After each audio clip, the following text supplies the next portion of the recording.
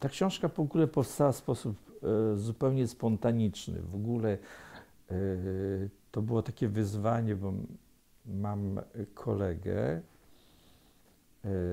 no, powiedzmy, no, chłopak był, bym powiedział, wręcz niezaradny. Nie będę mówił już o szczegółach, ale tak się to mówi po francusku le garçon de bonne famille, czyli chłopiec z dobrej rodziny. To znaczy miał rodziców, którym się w Polsce dobrze powodziło i bym powiedział wręcz, że mamie też. Mama, jak wyjechała do Izraela, też, mimo że była już w podeszłym wieku, powiodło się jej. No, chłopiec, no cóż, chodził do szkół, próbował coś studiować, ale nic mu nie wychodziło i parał się po prostu literaturą, poezją, rysował, malował. Myśmy się spotkali na tak zwanym ulpanie, na kursie języka hebrajskiego i on zapragnął, to było w Nazarecie, pamiętam, ja czułem się trochę zażenowany, bo tam znalazłem, owszem, kolegów z Polski, którzy, większość z nich było z dobrych rodzin, powiedzmy, no a ja po prostu, no nie wiem, stałem się studentem po prostu, no, tylko i wyłącznie dlatego, że zdałem na uczelnię na Akademię Sztuk Plastycznych i tak się znalazłem na tym ulpanie, gdzie poziom nauczania był bardzo, bardzo wysoki, czyli wydajność była bardzo, wydajność słów, poziom nauczania był przystosowany dla ludzi z wyższym wykształceniem albo dla ludzi, którzy zamierzali studiować, dla studentów, dla akademików, tak się wtedy mówiło. I ten chłopiec no po prostu dowiedział się, że ja zamierzam iść na studia plastyczne i po prostu on malował, on się nie krył z tym, że ma zdolności artystyczne, takie czy inne. Ja miałem wtedy z Polski przywiozłem sweterek, który był w kratkę, w kolorową kratkę i on się bardzo zakochał w tym sweterku i nawet mu chciałem dać ten sweterek, bo w tym klimacie izraelskim, nawet jeżeli to był Nazaret, no to ten sweterek tak naprawdę nie był potrzebny, ale on koniecznie chciał mnie narysować, zrobić mi portret. Oczywiście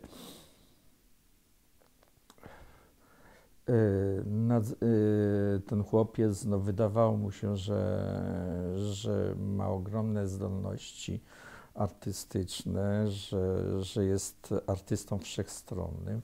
Nawet kiedyś wspomniał w takim naszej rozmowie, że on wierzy w to, że on coś wniesie do kultury światowej. Więc no, wtedy w takiej wymianie słów powiedział, no wiesz, masz prawo być nieskromnym. No i rezultat był taki, że on niestety się nie dostał na uczelnię, na którą ja postulowałem i on no nie dostał się, ale nieważne, to jest w ogóle taka historia niesamowita, bo nasze drogi cały czas się krzyżowały i poniekąd później ja mu bardzo często pomagałem. Po prostu życie pisze scenariusze na co dzień. Więc strach chciał, że on no, imał się różnych zawodów, pracował nie mniej, nie więcej w jakimś kurniku, miał pofajdane ze względu na emigrację. Życie osobiste mu się nie udało, bo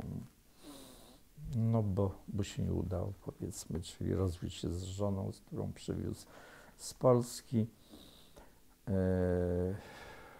Potem poznałem takiego przyjaciela, to znaczy był naszym wspólnym przyjacielem, który sobie ułożył życie, to znaczy studiował psychologię w Izraelu, tam zrobił chyba 3 lata i potem z tym moim kolegą, który próbował mimo wszystko swoich szans po nieudanym stażu życia na co dzień w Izraelu, po prostu postanowił coś zmienić. Przyjechał ze swoim przyjacielem, przyszłym psychologiem do Francji, no i oni bardzo, bardzo cierpieli, bo dla każdego z nich życie było trudne. To znaczy ten kolega psycholog potrafił sobie jakoś unormować życie, dając lekcję języka hebrajskiego. Natomiast mój kolega artysta, no to chciał się dostać na uczelnię. Chciał, że ja skończyłem moją uczelnię izraelską i dostałem stypendium i spotykamy się w Paryżu jeszcze raz. No i przyznam szczerze, że życie mnie nauczyło już w Izraelu nie liczyć tylko i wyłącznie na stypendium. Mimo że miałem stypendium, to jeszcze pracowałem. I przyznam szczerze, że pracowałem i jakoś ta energia życia i chęć po prostu ustawienia się jakoś w tej całej rzeczywistości pozwalało mi jakoś godnie żyć. Natomiast mój kolega, który wyszedł jakby to powiedzieć, spod skrzydeł opiekuńczych mamy, po prostu jakoś mu się nie wiodło.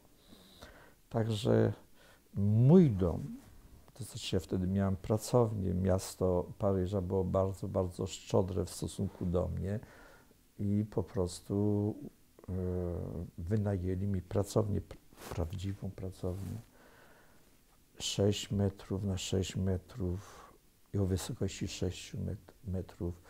Miałem po prostu chyba 10 metrów kwadratowych powierzchni nieba, po prostu sąsiadowałem z Panem Bogiem. I to było, po prostu, przyjechałem i do Izraela, i do Francji, przyjechałem, jak się to mówi, prawą nogą.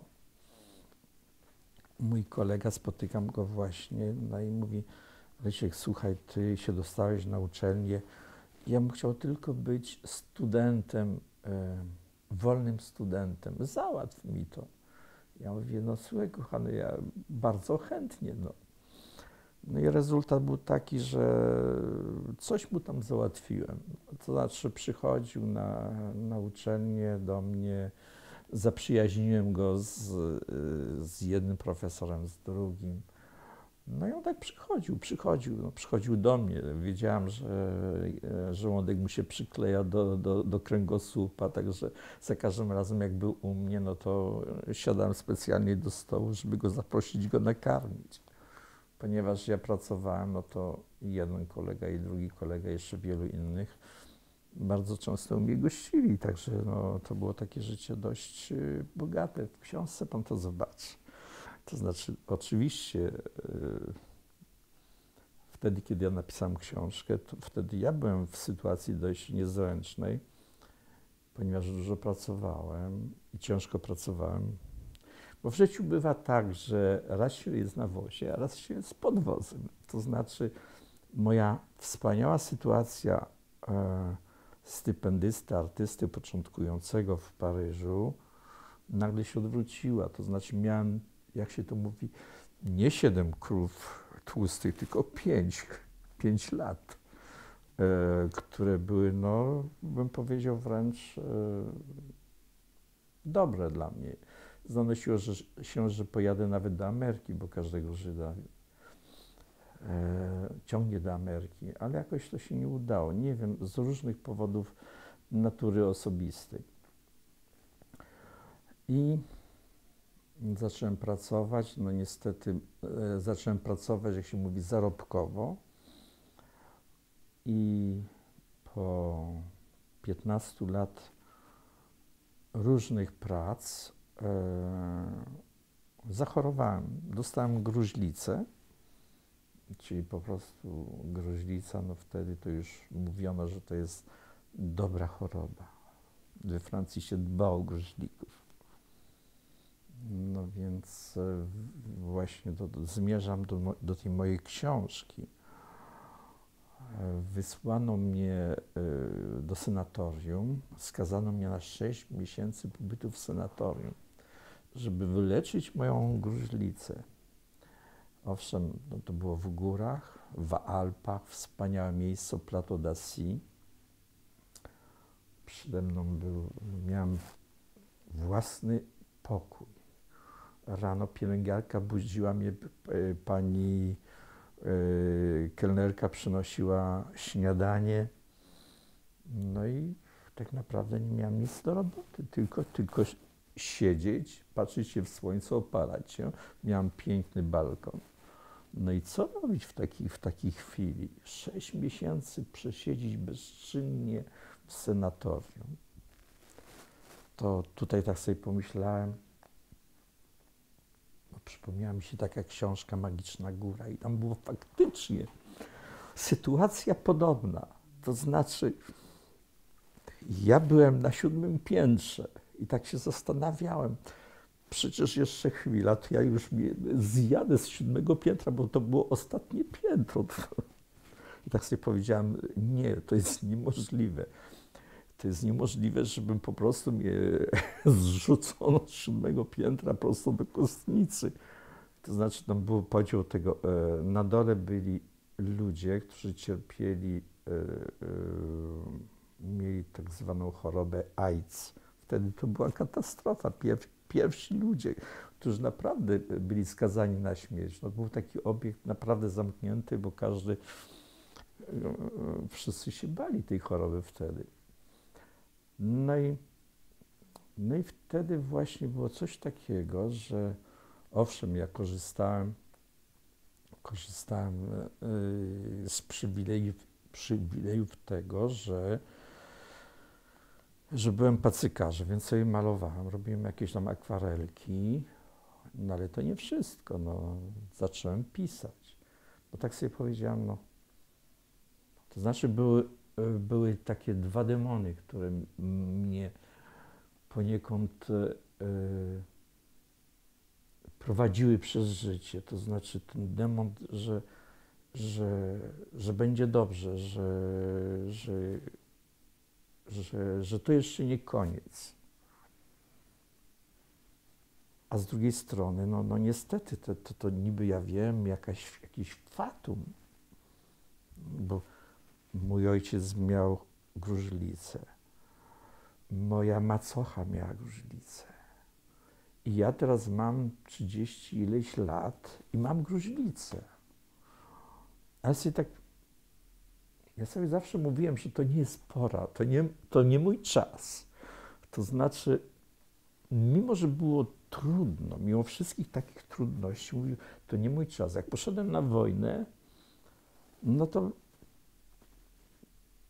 nie to, że się bałem. Powiedziałem żonie, że na pewno wrócę, że to nie jest moja godzina, bo ja jeszcze w życiu niczego nie dokonałem. Oczywiście ona się może bardziej bała aniżeli ja.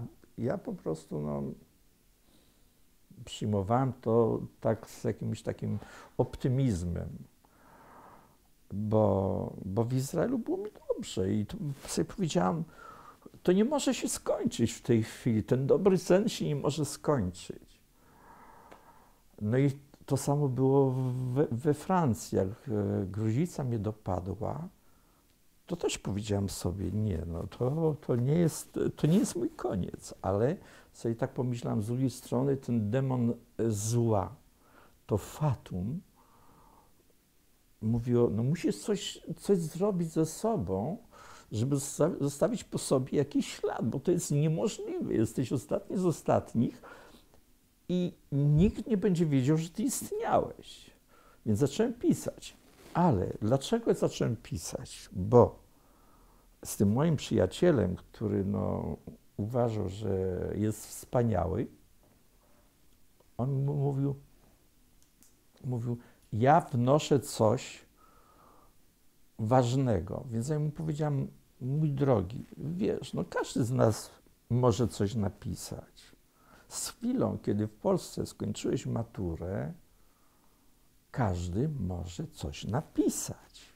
Bo każde życie jest ciekawe. Nawet człowiek, który nie wyszedł, powiedzmy, poza granicę swojego miasteczka, też może coś opowiedzieć z chwilą, kiedy, powiedzmy, skończył, ja wiem, 10-11 klas i potrafi po prostu sklecić kilka zdań. A jeżeli nie dokończy, to dokończą. Mówi, nie, on zawsze mówi, nie, ja jestem kimś. Ja mówię, dobrze, ja wierzę, że ty jesteś kimś. Ja ci życzę, żebyś był kimś.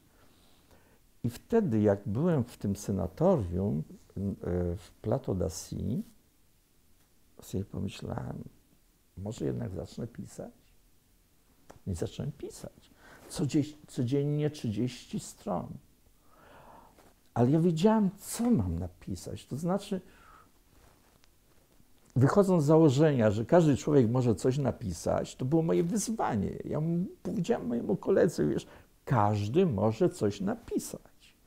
A ponieważ ja, będąc w szkole zawodowej, a potem w technikum dla pracujących, miałem, powiedzmy, miałem trochę fantazji, to znaczy, owszem, będąc dyslektykiem, czy mając jakieś, powiedzmy,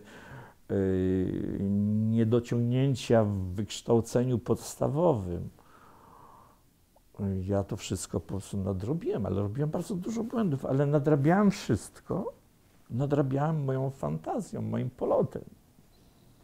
No i pisałem. Ja mam taką przyjaciółkę, która tłumaczyła, nazywała się Maria Elster. Tutaj po prostu mówię, bo ta kobieta po prostu, jak przeczytała moje opowiadanie, które wysłałem, ona powiedziała, Ryszardzie, to jest wspaniałe. Ona się tym zachwyciła, więc po prostu ona mi dodała skrzydeł, więc pisałem. No i byłem tam 1,5 miesiąca, codziennie były antybiotyki, pamiętam, że było 6 pigułek różnych i to 3 razy na dzień musiałem brać. No i po 1,5 miesiąca to już czułem się wspaniale. No ale z kolei ja nie mogłem się patrzeć na to środowisko, bo po prostu ja widziałem ludzi zdeprymowanych, po prostu ludzi przygaszonych, a mnie się chciało żyć. No i na jakiejś tam konsultacji z panią doktor, która po prostu prowadziła, ja mówiłem, pani doktor, ja tu nie wytrzymam, ja tu zwariuję. Ja nie mogę, tu mnie wszystko rozpiera. Prawda była taka, że klimat fantastyczny, była zima, owszem, jeździłem na nartach, bo przecież ja wychowałem się w górach, nieważne jakie małe, ale jeździłem na nartach od dziecka. Nawet tam ci ludzie, którzy wypożyczali narty, to mi dawali narty za darmo, bo ja przychodziłem zawsze z kimś. Znaczy ja przyprowadzałem ze sobą, miałem kilku przyjaciół niedoli i oni po prostu, ja ich po prostu oprowadzałem dookoła, chodziliśmy po górach. I to sprawiło, że ja po prostu wyzdrowiałem wtedy. To znaczy na własne życzenie odeszłem. To znaczy zrezygnowałem z pobytu w senatorium, bo nie widziałem potrzeby. Ja musiałem coś robić. Oczywiście wróciłem, miałem jeszcze leczenie przez rok, byłem pod kontrolą lekarza, ale już nie byłem zagrożeniem dla społeczności, w której żyłem. No. Także to właśnie historia tej książki. No i po prostu to był okres, że z tym moim rękopisem przyjechałem do Polski, ktoś mi to przestukał na maszynie i wysłałem to do Albin Michel. Albin Michel to takie wydawnictwo francuskie, znane. Powiedziałem na Sermatel, co będzie, to będzie. Przecież niczym nie ryzykuję. Dostałem odpowiedź, że chcą mnie widzieć. To jest... Pan pisał tą powieść w jakim języku? Po polsku, tak. Chcieli mnie widzieć, był pan, który był odpowiedzialny za Departament Slawistyki i powiedział, że to jest bardzo interesujące, to ich interesuje, tylko że no niestety są niedociągnięcia takie czy inne, ale w ogóle to przeszło egzamin taki zaporowy lektorów zawodowych. Czyli ci ludzie, którzy dużo czytają, stwierdzili, że to jest coś interesującego, więc ja oczywiście poszedłem na pierwsze spotkanie, no i już była mowa o ewentualnym wydaniu, o tłumaczeniu i traf chciał, że wtedy w Polsce to był okres rozmów okrągłego stołu. Ja nie wiem, jakimś trafem mi udało się zorganizować tutaj wystawę w Polsce. Pierwszą wystawę w Polsce moich grafik, prac czarno-białych. I jednocześnie wysłałem na takie biennale małych form graficznych w Łodzi moje prace. I to tak się z dziwnym trafem, to było w jednym czasie. Przychodzę na wernisaż. Problem polegał na tym, że miałem podpisać jednocześnie kontrakt w Paryżu na wydanie tej książki. To był okres Bożego Narodzenia mniej więcej. No więc zadzwoniłem do pana, który był odpowiedzialny za ten Departament Slawistyki. Powiedziałem, że po Nowym Roku, jak wrócę, bo teraz mam wernisaż. Więc pojechałem na tą wystawę, była piękna wystawa, telewizja, wiem, no naprawdę to był duży sukces, przynajmniej dla mnie, żeby zaistnieć, powiedzmy, w Polsce i to w takiej naprawdę w galerii z prawdziwego zdarzenia. Galeria, która do tej pory jest znana, Galeria 86 w Łodzi. No i wtedy też na tym biennale też moje prace zostały zauważone, moje miniatury. No i był sukces oczywiście, ja się spotkałem tutaj z moją przyrodnią siostrą, moja zaadoptowana rodzina. No to był okres wielkich radości, wielkich przeżyć, no bo mimo wszystko w Polsce nie byłem może 25-28 lat. To jest dużo, szmat czasu. Polska w ogóle, ten kraj się po prostu, ja nie wiem, w porównaniu z tym, co ja odkryłem na Zachodzie, to Polska wtedy była szara i popielata. Tylko mój przyjazd do Polski w tym okresie, to już można napisać książkę. Ja po prostu, mi czasu nie starczy, żeby wszystko opisać, żeby wszystko powiedzieć. No ale ludzkość nie zubożeje z tego powodu, bo przecież każdy może coś napisać, każdy może coś opowiedzieć. Ale mnie zależało na tym, żeby po prostu coś zostawić po sobie. Więc poniekąd poświęciłem moje życie sztuce, mimo że miałem ogromne trudności. Poświęciłem moje życie też na wychowanie moich dzieci. Marzeniem każdego ojca jest wychowanie swojej potomności, powiedzmy, na lekarza, na adwokata. Udało mi się to połowicznie. Udało mi się to połowicznie, tylko może nie z mojej przyczyny. I tak się niekiedy zastanawiam, mój syn nie chciał się uczyć. Ja chciałem się uczyć i wszystko robiłem, żeby iść do przodu. A on mi powiedział, a po co? To był dla mnie dramat.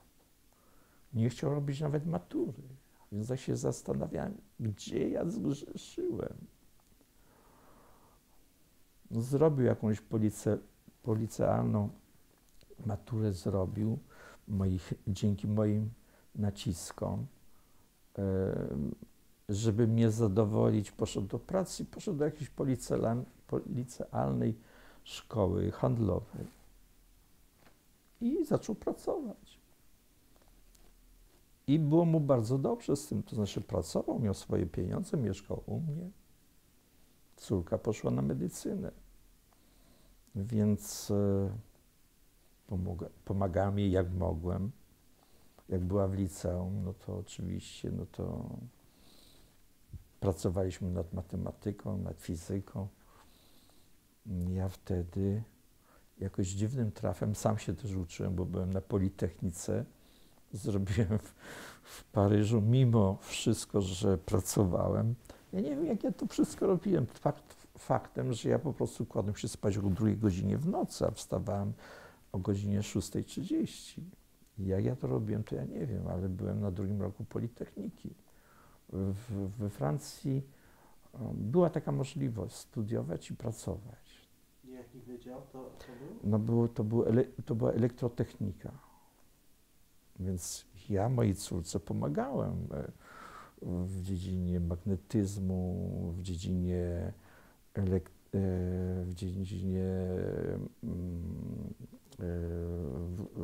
dynamiki, w różnych dziedzinach fizyki. Po prostu myśmy dyskutowali, dla niej to było po prostu, ja jej udzielałem po prostu korepetycji. Także no, ja nie wiem, jakim cudem ja sobie poradziłem z ubytkami w matematyce. Ja pokochałem matematykę. Nigdy matematyki nie kochałem przedtem. Maturę zrobiłem, bo zrobiłem. Ale ja dopiero zacząłem rozumieć matematykę, jak zacząłem studiować we Francji. Ale tego rytmu, szalonego rytmu nie wytrzymałem, no bo trzeba było się zająć jednak rodziną. A szkoda, no. Szkoda. To jest właśnie tutaj, no, poniekąd, no, to są właśnie takie moje ubytki z dzieciństwa. No nie można wszystko mieć w życiu. Także, no jakby tu powiedzieć, no przyjechałem do tego Izraela. Bo mówił Pan, czy to mi Przemek mówił o tym, że Pan po przyjeździe do Izraela niszczy wszystkie swoje pamiątki. Tak. To jest, ja po prostu, no, to wygląda mniej więcej w ten sposób, że są różnego rodzaju papiery, są jakieś ślady egzystencji przed moją egzystencją. To tak jak się mówi, że człowiek ma kilka żyć. I to znaczy ja wiem, że były zdjęcia, były dokumenty jakieś,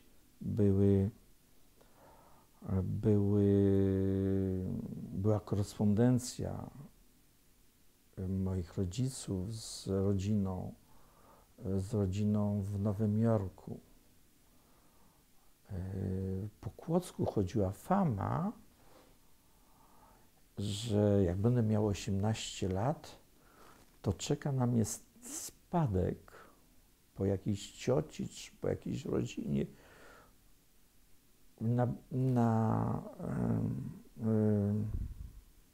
w Brooklynie, w Nowym Jorku. No więc ten Nowy Jork jakoś się tam był jakimś, ja wiem, jakąś wyobraźnią, bo wtedy pamiętam, że moja matka dostała paczkę i miała piękne futro. I to futro mi zostało w pamięci, ona chodziła w tym futrze i wtedy, kiedy nie szalała, to mi przytulała właśnie do tego futra. Do tej pory pamiętam ten delikatny, to było jakieś wspaniałe futro. Nie wiem, ale wszystko zginęło, wszystko gdzieś przypadło.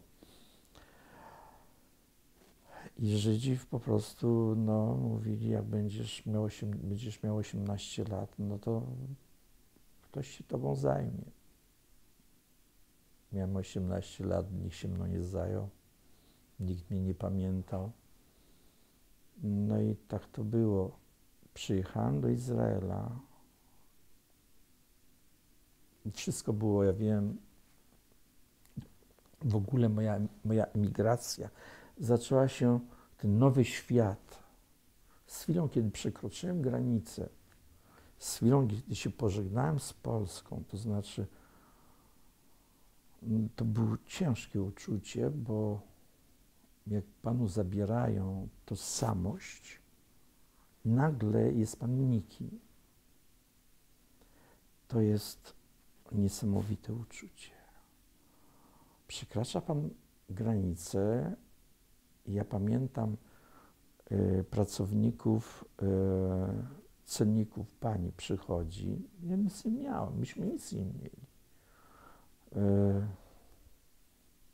Ja miałem tylko dwie walizki, pani żona miała jakąś biżuterię, dziecięcą wręcz, nie było złota, nic nie było.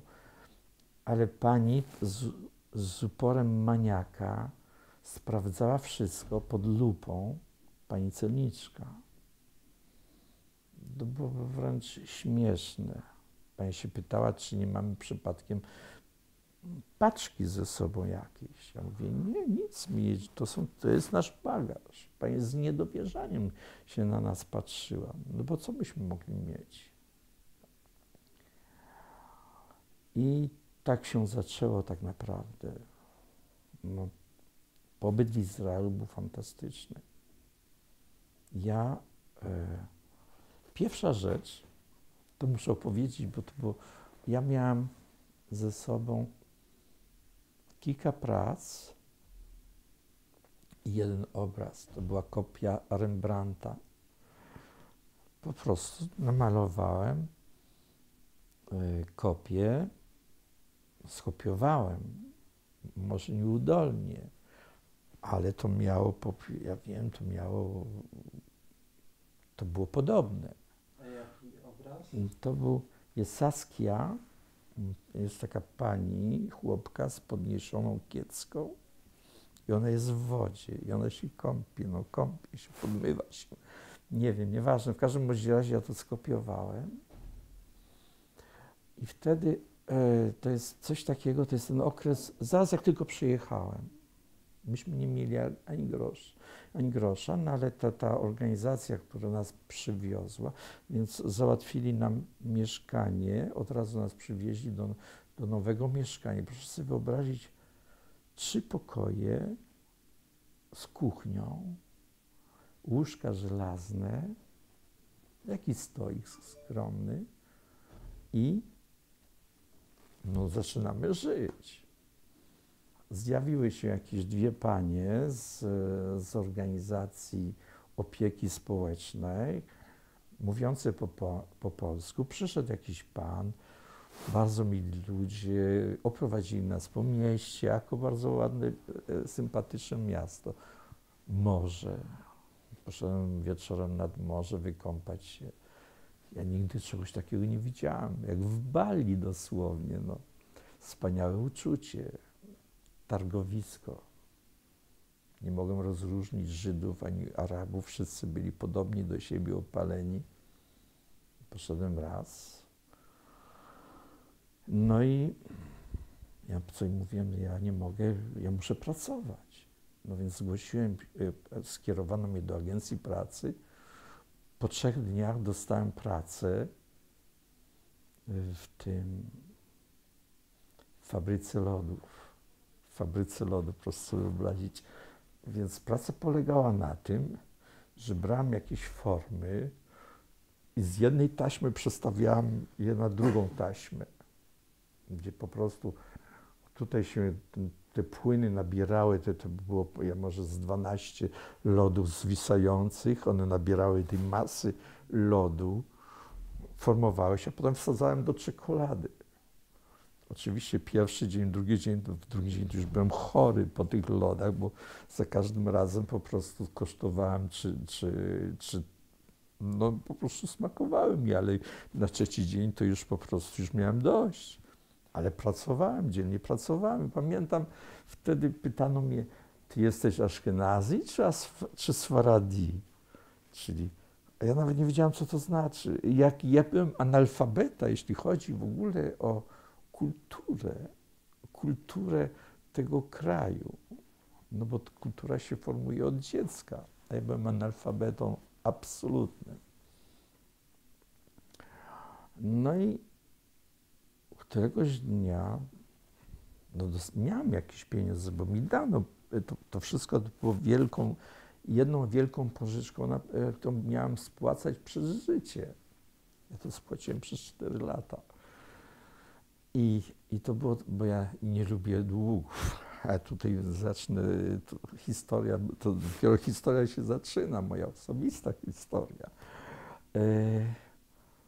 Więc miałem obraz, widziałem, były stoiska z antykami. Wziąłem mój obraz, tą moją kopię, no i poszedłem i wszedłem do jakiegoś stoiska, pomieszczenia, gdzie były antyki. Obrazy, jakieś, ja wiem, obiekty, dla mnie wtedy nie mające żadnego znaczenia. Starocie, czyli moja osobista kultura jeszcze nie miała zmysłu oceny tego, co było szlachetne. Dla mnie coś, co było stare. No i jest pan Arab, który próbuje mnie zagaić po hebrajsku. No ja wtedy jeszcze nie byłem na Ulpanie, jeszcze nic nie wiedziałem, żadnego słowa. No to on po prostu wyimaginowałem sobie dialog. Ty coś masz? Ja mówię, mam. Co to jest? No, bo w wszystkich językach coś tam zrozumiałem, bo mnie zagajał po angielsku, po niemiecku, nawet po rosyjsku. Więc powiedziałem, że to jest kopia Rembrandta, a on zrozumiał Rembrandt. No więc zobaczył, cmoknął, spodobało mu się to i pyta się, ile ja za to chcę. Przynajmniej tak zrozumiałem. Więc ja wzruszyłem ramionami, nie bardzo wiedziałem, telepatycznie mówiłem mu, powiedz mi jakąś scenę. Więc on wyciągnął ołówek, kartkę i mi napisał. Więc ta cena była, już nie pamiętam ile, ale to przekraczało wielokrotnie sumę pieniędzy, którą ja dostałem, i to przekraczało wielokrotnie sumę pieniężną, którą ja zarobiłem w moim miejscu pracy. Ale się skrzywiłem, zrobiłem taki odruch, targowałem się oczywiście. No więc pan Arab był bardzo szczodry i podwoił tą sumę. No ja nie byłem nachalny, jak już potroił, no to już stwierdziłem, że już więcej nie będę go wykorzystywał, a mogłem pójść jeszcze wyżej. No i to było dość dużo pieniędzy, obkupiłem się. Dla mnie wtedy to było coś niesamowitego, kupić kilka butelek soku pomarańczowego, soku gefrutowego. To było coś, czego ja sobie nie wyobrażałem. Pomarańcze rosły po prostu na ulicy. No i traf chciał, jakoś się przyzwyczaiłem. Po miesiącu byłem już w kibucu. No i spotkałem kogoś i zacząłem się jąkać po hebrajsku. Spotkałem kogoś i po prostu próbowano mi znaleźć rodzinę, bo jak to nie mieć rodziny? No więc znaleziono mi kogoś. Najpierw pojechałem autostopem, pojechałem do Jerozolimy. No to też było wielkie przeżycie, ale będę skracał, bo byśmy mieli na kilka godzin naszej dyskusji. Ale to jest też epizod niezapomniany. W ogóle, no.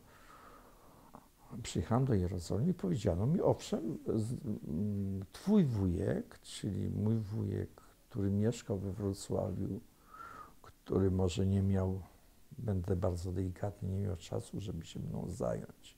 Nie mam zresztą do niego żadnych pretensji. Też szukał rodziny. Tak jak każdy człowiek, który szukał rodziny. No bo się ma wyobrażenie o rodzinie, że rodzina to jest jak, nieważne jaka rodzina, dobra czy zła, ale w rodzinie się człowiek czuje bezpieczny. Ale niestety, no,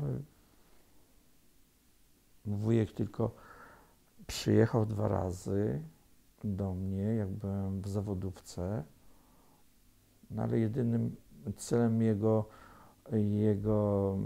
zachodów to było, raz pojechaliśmy do mojej mamy w szpitalu psychiatryku, ja ją tylko raz wtedy widziałem. No niestety przyprowadzono mi kobietę, która niestety była dla mnie obca. Zniszczona kobieta, bez zębów, malutka, skurczona. I ona mi powiedziała, to nie jest mój syn.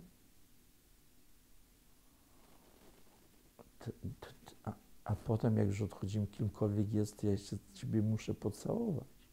Czyli co chciała pocałować? Czy mnie jako swojego syna, czy kogoś normalnego? No i to był dla mnie ogromny szok. Jedna z przyczyn, dlaczego ja pozbyłem się mojej przyszłości w sposób symboliczny. I znaleziono mi rodzinę, to znaczy był ktoś z rodziny Schafer. I ktoś, kto mieszkał w Hajfie. Więc ja do tej Hajfy dojechałem, przyszedłem pod dom, bardzo elegancki dom. Zapukałem, ktoś mi odpowiedział, kobieta, więc ja zacząłem mówić po polsku. Przedstawiłem się. Nie, my nikogo takiego nie znamy. Nie. Ale po polsku? Po polsku. Zrozumiałem, że nie mam rodziny. Zrozumiałem, że ktoś, kto potrzebuje rodziny, jest niemile widziany. To była lekcja na całe życie. Więc co zrobiłem? Splunąłem, odwróciłem się na pięcie i poszedłem. Poszedłem sobie. Wróciłem do kibucu i przyszło wezwanie na egzamin. Wtedy już ja funkcjonowałem w zasadzie, mną kierowały panie ze Związku Emigrantów Polskich. Panie, które po prostu pomagały Żydom z Polski, ale powiedzmy, to były takie organizacje ziomkost. No i oczywiście, no, one mną kierowały, one mi pomagały w różny sposób. No i ja pojechałem na moje egzaminy, które zdawałem po polsku. Był taki profesor Posek, mówiący po polsku, zresztą on znał chyba z 10 języków. Był historykiem sztuki, profesorem historii sztuki. Dano mi coś do narysowania, coś z wyobraźni, coś testowano moje zaangażowanie. I dostałem się. Przyszedł list, dostałem się na studia. Nie będę przekorny, nie będę opowiadał dygresji. No i dostałem się do Nazaretu, gdzie był właśnie, już zostawiłem kibuc i w tym Nazarecie zacząłem po prostu 2 miesiące intensywnej nauki języka hebrajskiego. Panie ze Związku Olim Polskich były bardzo, bardzo zachwycone faktem, że mi się udało. No i dostałem stypendium, ale to stypendium, mogłem wyżyć. Miałem miejsce w akademiku. Ale ponieważ miałem już mieszkanie, które mi przydzielono w AKO, więc ja starałem się za wszelką cenę dostać podobne mieszkanie w Jerozolimie. I dostałem. Dostałem, to znaczy zamieniono mi. Ja miałem normalny dom. I od razu zacząłem pracować. Czego ja nie robiłem? Po prostu w agencji pracy dla studentów w Izraelu studenci pracują, bo to są ludzie dojrzali. Najczęściej to są ludzie po służbie wojskowej, czyli 3 lata, 4 lata, 5 lat. Ci ludzie pracują i za studia się płaci. A ja za darmo studiowałem, jeszcze miałem stypendium. Ale ja miałem tą świadomość, że ja dostaję wszystko prawie że za darmo albo na kredyt, na warunkach naprawdę wspaniałych. Więc ja zacząłem pracować. Zacząłem pracować z świadomością, że ja nie mam rodziny. Zacząłem pracować z świadomością, że nie mam rodziny i absolutnie ja muszę spłacić mój dług, którego nie musiałem spłacać, ale zaczęło mi się wieść, dobrze wieść. To znaczy, wszystko jest proporcjonalne, bo miałem moje stypendium, pracowałem, byłem stróżem nocnym, miałem 3 posady. Byłem stróżem nocnym, na Akademii Muzycznej przychodziłem symbolicznie na 2-3 godziny. Miałem, ponieważ byłem złotą rączką, ale tam nie było co do roboty. Pomagałem sprzątaczkom poustawiać kilka krzeseł na koncert. Mówiono mi, że jak gdzieś światło wysiądzie, to będę musiał zmienić korki. A tam wszystko było nowe. Czyli ja miałem symboliczną posadę. Przychodziłem, pan organizujący moim etatem, odpowiedzialny za mój etat, mówił, przyjdziesz i pójdziesz. Jak jest coś, to będziesz pracował. Raz szybę zmieniłem. Ja nigdy szyby nie zmieniałem, ale jak ja miałem takie życie, jakie ja miałem, życie mnie wszystkiego nauczyło. Nawet wstawiania szyb. I tam miałem symboliczną jakąś pensję, czyli miałem drugą pensję, czyli na uniwersytecie pracowałem prawie że na pełnym etacie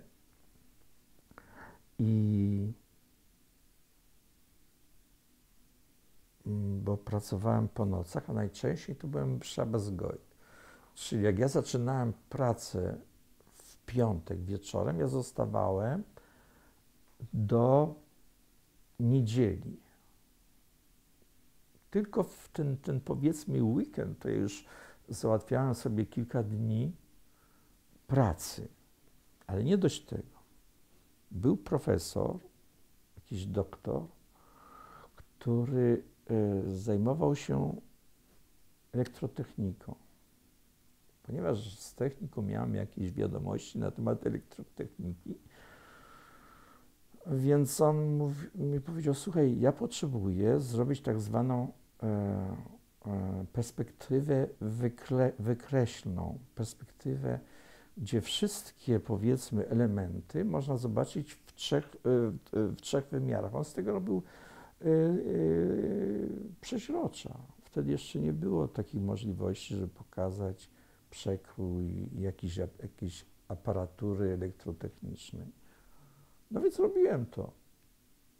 Także miałem pozycję fantastyczną. Ja po 2 latach, to nie dość, że miałem mieszkanie, które zacząłem spłacać, miałem Volkswagena, którym jeździłem do szkoły i do pracy. Mieszkanie było wyposażone w podstawowe rzeczy, o których nawet nigdy nie myślałem w Polsce, że ja coś takiego będę miał. Nie dość tego. Któregoś dnia wracam z uczelni, idę do domu, wchodzę, widzę, jest ramiarz. Wchodzę tam, jest człowiek, który elegancko ubrany, stoi z boku, a ja chciałem się dowiedzieć, jaka jest cena ramy do mojego rysunku. Mam pod pachą blok z rysunkami, ze szkicami. No i tak, a co ty jesteś artystą? Ja mówię, jeszcze nie. No i ten pan, który stał z boku, mówi, a pokaż, co ty masz. No już trochę już znałem język hebrajski, więc mówię, że to są szkice, są rysunki studyjne. I on tak zaczął oglądać. Mówi, to mi się podoba, masz coś jeszcze w domu? Ja mówię, tak, ja bardzo dużo pracuję. Jak pracowałem po nocach, no to moim obowiązkiem w nocy było po prostu co 2 godziny być w różnych miejscach, przejść, sprawdzić, czy nic się nie dzieje. Się pytałem mojego przełożonego, gdyby ktoś ewentualnie podejrzany z jakimś kałasznikowym się zjawił, co ja mogę zrobić? On mówi, nic, tylko uciekać i krzyczeć Asher, czyli mój przełożony oficer bezpieczeństwa. No ale ja byłem. Ja po prostu, mogę się zaszczycić, że uratowałem laboratorium chemiczne od wielkiej eksplozji, bo tam były jakieś prace prowadzone. Gablota, gdzie są odczyny i gazotwórcze, po prostu rękawice, których się manipuluje te środki chemiczne, po prostu powstał gaz, który wypełnił po prostu te rękawice. Ja w nocy przechodząc przez to laboratorium zobaczyłem 2 balony ogromne, a z tych balonów jeszcze było 5 małych baloników, czyli rękawice po prostu. No i oczywiście zadzwoniłem, wezwano pogotowie i przyjechał inżynier, który zajął się i po prostu ten gaz jakoś ulotniono. Czyli uratowałem laboratorium. Nieważne, w każdym bądź razie, gdzie myśmy byli, po prostu mój problem polega na tym, że dygresja wiąże się z dygresją. Mówił Pan o ramiarzu i o no właśnie. I tutaj poznaję naprawdę dobrego przyjaciela, z którym jestem do tej pory w kontakcie. To był najmłodszy więzień Oświęcimia. On był z Grecją, pochodził z Grecji. Przetrwał tylko dlatego, że był młody, najmłodszy. On pracował w agencji żydowskiej, miał dużo kontaktów, rozjeżdżał się po świecie. Pamiętam, że miał taki wspaniały amerykański samochód. Mówi, Rysiu, chodź, ja muszę zobaczyć, co ty robisz. Pojechaliśmy. Pokazałem mu w domu moje buchomazy, obrazy, to znaczy, mówmy, ale ja lubię mówić buchomazy, bo ja robię, to znaczy u mnie jest proces pracy bardzo ważny, a potem to już nieważne, co się stanie z tym. No i on mówi, Ryszardzie, ja chcę coś kupić. Ja mówię, ja nie potrafię tego sprzedać, ja nie wiem. Więc on ustalił jakąś scenę i on mi wziął, może wtedy, nie wiem, no, bardzo dużo tych obrazów. I to było bardzo dużo pieniędzy. W przeliczeniu na funty izraelskie to było, bo on wyceniał to według własnych jakichś tam parametrów w dolarach. To było dużo pieniędzy. To był, ja wiem, no taki plik tych pieniędzy, położyłem to na tym, i on sobie pojechał. Ja nagle uświadomiłem sobie, że to jest jednak znaczna suma. Także wszyscy mi w szkole, no mogę powiedzieć, że ja przyjeżdżałem do pracy, przyjeżdżałem do szkoły samochodem, no. I pracowałem, czyli no, owszem, ja byłem zawsze niewyspany. Jestem u profesora Poseka na wykładzie i są przeźrocza i wykład na jakiś temat. Profesor Posek, Avigdor, był wspaniałym wykładowcą. On mówił w taki sposób, że czy chciało się, czy nie, połykało się jego słowa. I traf chciał, że ja po prostu zdrzemnąłem się na jego wykładzie. I on zobaczył mnie i mówi: Ryszard, אני רוצה לראות אותך אחרי הרצאה. Czyli ja chcę Ciebie zobaczyć po wykładzie. No więc i on taki oburzony, jak to pozwoliłeś sobie spać na moim wykładzie? On tak mówi: Panie profesorze, Pana wykłady są bardzo interesujące. Ja się bardzo dużo uczę. Ale ja dzisiaj rano przyszedłem z pracy prosto na wykład. Ja nie zdążyłem się zdrzemnąć nawet pół godziny. A on mówi: a co ty robisz? Ja mówię: no jak to co? No pracuję. No i tutaj doszło do wymiany słów. Skąd jesteś? To zawsze takie żydowskie pytanie. Skąd jesteś? Z jakiej rodziny? Co mogę powiedzieć? Z jakiej rodziny? No i im powiedział: wiesz co? Możesz przychodzić, nie przychodzić na moje wykłady. Ja mówię: panie profesorze, mój punkt honoru jest zaszczycić Pana moją obecnością, bo ja bardzo lubię Pana wykłady. Ja już nie muszę się uczyć. Ja po prostu pamiętam każdy wykład, a jeżeli są jakieś niedociągnięcia, ja sobie to znajdę. Ile ja wtedy musiałem pracować, szczególnie, że on mi powiedział: słuchaj, musisz się uczyć języka. I mi powiedział taką rzecz: ja mogę Ciebie dostać pracę seminaryjną w każdym języku, nawet w języku polskim, ale Ty mi napiszesz pracę po hebrajsku. I nieważne, co Ty tam napiszesz. Ja chcę mieć kilka stron papieru kancelaryjnego napisanych po hebrajsku. No to była dla mnie gehenna. Nie dość, że musiałem się uczyć języka hebrajskiego, ja musiałem się uczyć angielskiego. To znaczy, to, co myśmy dostawali, to było po angielsku. Więc ja po prostu ze słownikiem ważne strony z książek po prostu tłumaczyłem sam. Ja znam angielski, nie znając angielskiego. To znaczy, ja mogę się posługiwać prostym językiem angielskim, ale ja mogę czytać po angielsku. Paradoksalne to jest.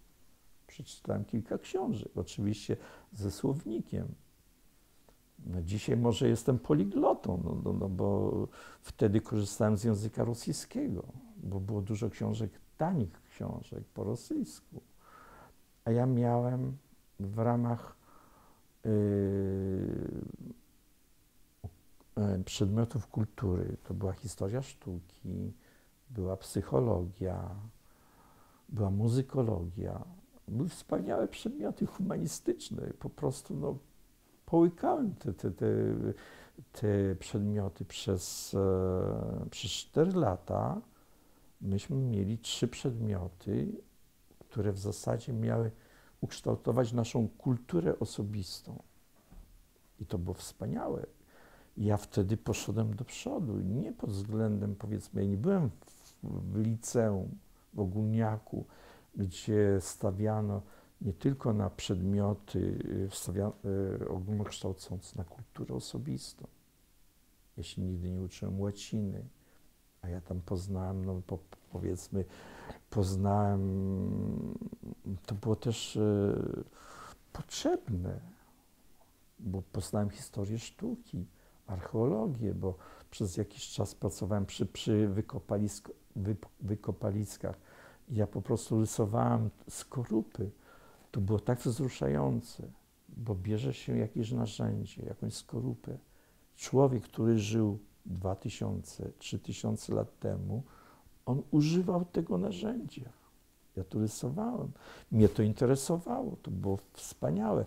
A to, znaczy zawsze coś za coś, to znaczy jeżeli ja nie spałem po nocach, to ja po prostu czytałem. Ja zrobiłem w ciągu 4 lat, ja po prostu poszedłem do przodu, rozwinąłem się w sposób niesłychany. Ja byłem na 2. roku uczelni, no niestety wezwano mnie do wojska, ale władze wojskowe na tyle były przychylne, że zmobilizowano mnie w maju, bo prosiłem, że chcę być w tym okresie mojej bezczynności, że mi zależało na studiach. No więc po prostu na całe lato, 6 miesięcy, miałem taki okres przysposobienia wojskowego, ale to było tak, 2 miesiące okres rekrucki, 2 miesiące okres nauczenia się z zawodu wojskowego, no i 2 miesiące ćwiczeń praktycznych, czyli były manewry, no i to byłem szwejkiem. To znaczy nigdy nie miałem ambicji wojskowych, ale to robiłem chętnie i byłem nawet dobrym szwejkiem. To znaczy nawet tak dobrym, że sugerowano mi ewentualnie angaż do szkoły oficerskiej. Ale ja z góry założyłem, że ja nie będę żadnym oficerem, żadnym zawodowym szwejkiem, bo mnie to nie interesowało. Ja miałem inne ambicje. Także tutaj jest bardzo dużo takich epizodów, które są bardzo, bardzo interesujące. Więc opowiem może jeden z epizodów, który po prostu brzmi jak jakaś anegdota niesamowita. O Izraelu można mieć, ja przynajmniej mam setki anegdot, ale tutaj opowiem. Jest po manewrach na Synaju, gdzie jeździłem moim czołgiem, Shermanem z ogromną, ja wiem, lufą moździerza. Jeździłem wzdłuż i wszerz, nie spałem. 2 tygodnie ćwiczeń intensywnych, gdzie po prostu no, dostawaliśmy wszyscy w kość. Moja pani żona miała rodzinę w Berszewie, więc jak ja wracałem, w Berszewie mogłem się doprowadzić do porządku, czyli mogłem się stać człowiekiem, wykąpać się, przespać się i pojechać do Jerozolimy. I tutaj jest coś bardzo, po prostu mnie rozpiera w nocy, gorąca noc, pustynia, ale gorąco jest. I nad ranem słyszę jakiś smród. To znaczy źle śpię koło okna. Ja mówię słyszę, bo to jak imaginacja się nagle otwiera. To znaczy ja śnię, jestem w półśnie, coś się dzieje. jakiś hałas, smród niesamowity. Otwieram jedno oko i widzę coś ogromnego nade mną. Ogromne jakieś uszy. I ponieważ moja wyobraźnia jest tak intensywna, więc ja nabyłem instynktownych odruchów, po prostu zadaję cios. A co najgorsze, że ja czuję, że w coś uderzyłem. Coś, co miało konsystencji jakiegoś ciała. Coś, co było miękkie. Zrywam się na 4 nogi, łapię mój karabin, patrzę przez okno, okno jest otwarte, a tam stoi osioł. Osioł. No i oczywiście rano przy kawie opowiadam moją historię. Co się okazuje? Beduini, którzy przystąpili do życia, siedzącego trybu życia, nie widzą już korzyści ze zwierzęta. Zresztą zwierzę, u nich nie ma żadnej wartości, oprócz wartości praktycznej. Więc te zwierzęta chodzą sobie samopas, oni zostawiają te zwierzęta na łonie natury. A ponieważ takie zwierzę jest, jakby tu powiedzieć, no, lgnie do człowieka, paja miłością do człowieka, bo to zwierzę też myśli w sposób praktyczny. Po co on musi szukać jedzenia, jeżeli on może od człowieka dostać jedzenie? Więc każde zwierzę pustynne, które zetknęło się z człowiekiem, przychodzi do miasta. Nawet do takiego dużego miasta, metropolii na południu Izraela przychodzi. I chodzi sobie ulicami miasta. Dzieci, które są wychowane w takim duchu, powiedzmy, to wychowanie jest takie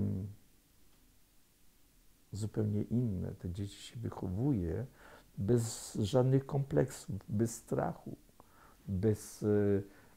to jest raj dla dzieci. W Izraelu wychowanie, te dzieci są rozwydrzone, bym wręcz powiedział. Moi koledzy, studenci byli naprawdę, byli tacy, jacy byli, zupełnie, bardzo prostolinijni.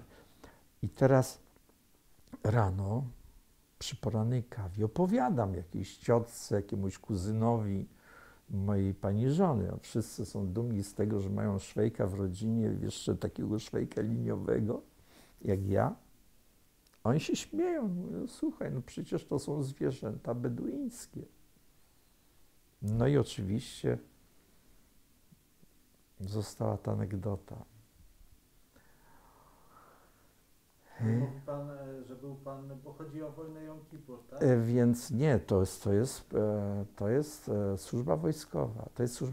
Wojna Jom Kippur zastała mnie ja już jestem po studiach, skończyłem moje studia, zacząłem jakąś pracę w drukarni.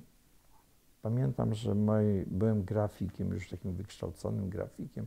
Moją specjalizacją była komunikacja wizualna. No i pracowałem w drukarni, państwowej drukarni. No i były wybory. Ja przygotowałem tą kampanię wyborczą, gdzie po prostu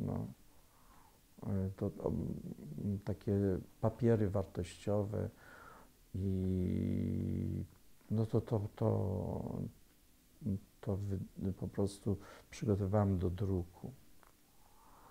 No i potem się zwolniłem, bo dostałem, to znaczy starałem się o stypendium. Widziałem, że każda ambasada ma w zanadrzu stypendia dla absolwentów wyższych uczelni. Ja sobie wymyśliłem, że dlaczego nie, jak już zrobiłem coś, czyli jeszcze jakiś stopień, dobrze by było postudiować, zobaczyć, co się dzieje w świecie. No więc na tyle miałem pieniążków, że mogłem zaryzykować awanturą i stało się. To znaczy zgłosiłem moją kandydaturę do ambasady niemieckiej, do ambasady francuskiej i nawet do angielskiej, ale logiką było to, że z chwilą, kiedy Niemcy mi odpowiedzieli w sposób pozytywny, i nawet to byłoby dla mnie w przyszłości mogło być bardzo korzystne, ale wolałem stypendium francuskie ze względów nawet praktycznych. Moja pani żona należała do kultury francuskiej i w ten sposób mogliśmy komunikować ze sobą już po francusku no i oczywiście Paryż jest tym źródłem inspiracji, oknem na świat. No i dostałem to stypendium. No i pani żona po prostu zapragnęła spędzić Jom Kippur w Izraelu. No więc dobrze, pani żona jest bardziej tradycjonalistką aniżeli ja. Wierzy w to, co wierzy. To znaczy wierzy w to, w co ja nie wierzę, no ale nieważne, to już nie wolno po prostu. Jestem nadal Żydem, nawet jeżeli jestem nie Żydem z punktu widzenia tradycjonalnego, to znaczy nie wierzę, ale nie można się zapisać do innej religii i przestać być Żydem. Niemożliwe. Nawet jeśli się jest ateistą, zostaje się Żydem na całe życie. Także tu właśnie to jest gdzieś to jest zakodowane. Nawet ci, którzy zmienili religię, zostają gdzieś w głębi serca, zostają Żydami. To jest taka prawda, ja tego doświadczyłem i ja spotykam ludzi, którzy przeszli na chrześcijaństwo, chrześcijanie z drugiego pokolenia, ale to przejście to ich prześladuje, bo nigdy oni nie będą chrześcijanami. Nie mają referencji bycia chrześcijanem. Może trzecie, czwarte pokolenie. Ale nawet historia udowodniła, że nawet jeżeli byli chrześcijanami kilka pokoleń, zawsze się ich odnajdzie. Co tu dużo mówić. Inkwizycja. Znaczy mówi Pan w tym sensie, że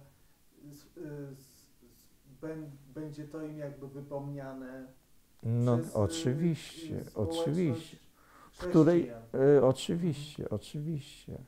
No bo powiem inaczej.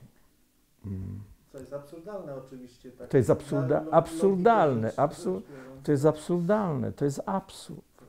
To jest absurd, bo ci ludzie zawsze będą się wyodrębniać większą chęcią bycia czymś, czym nie są.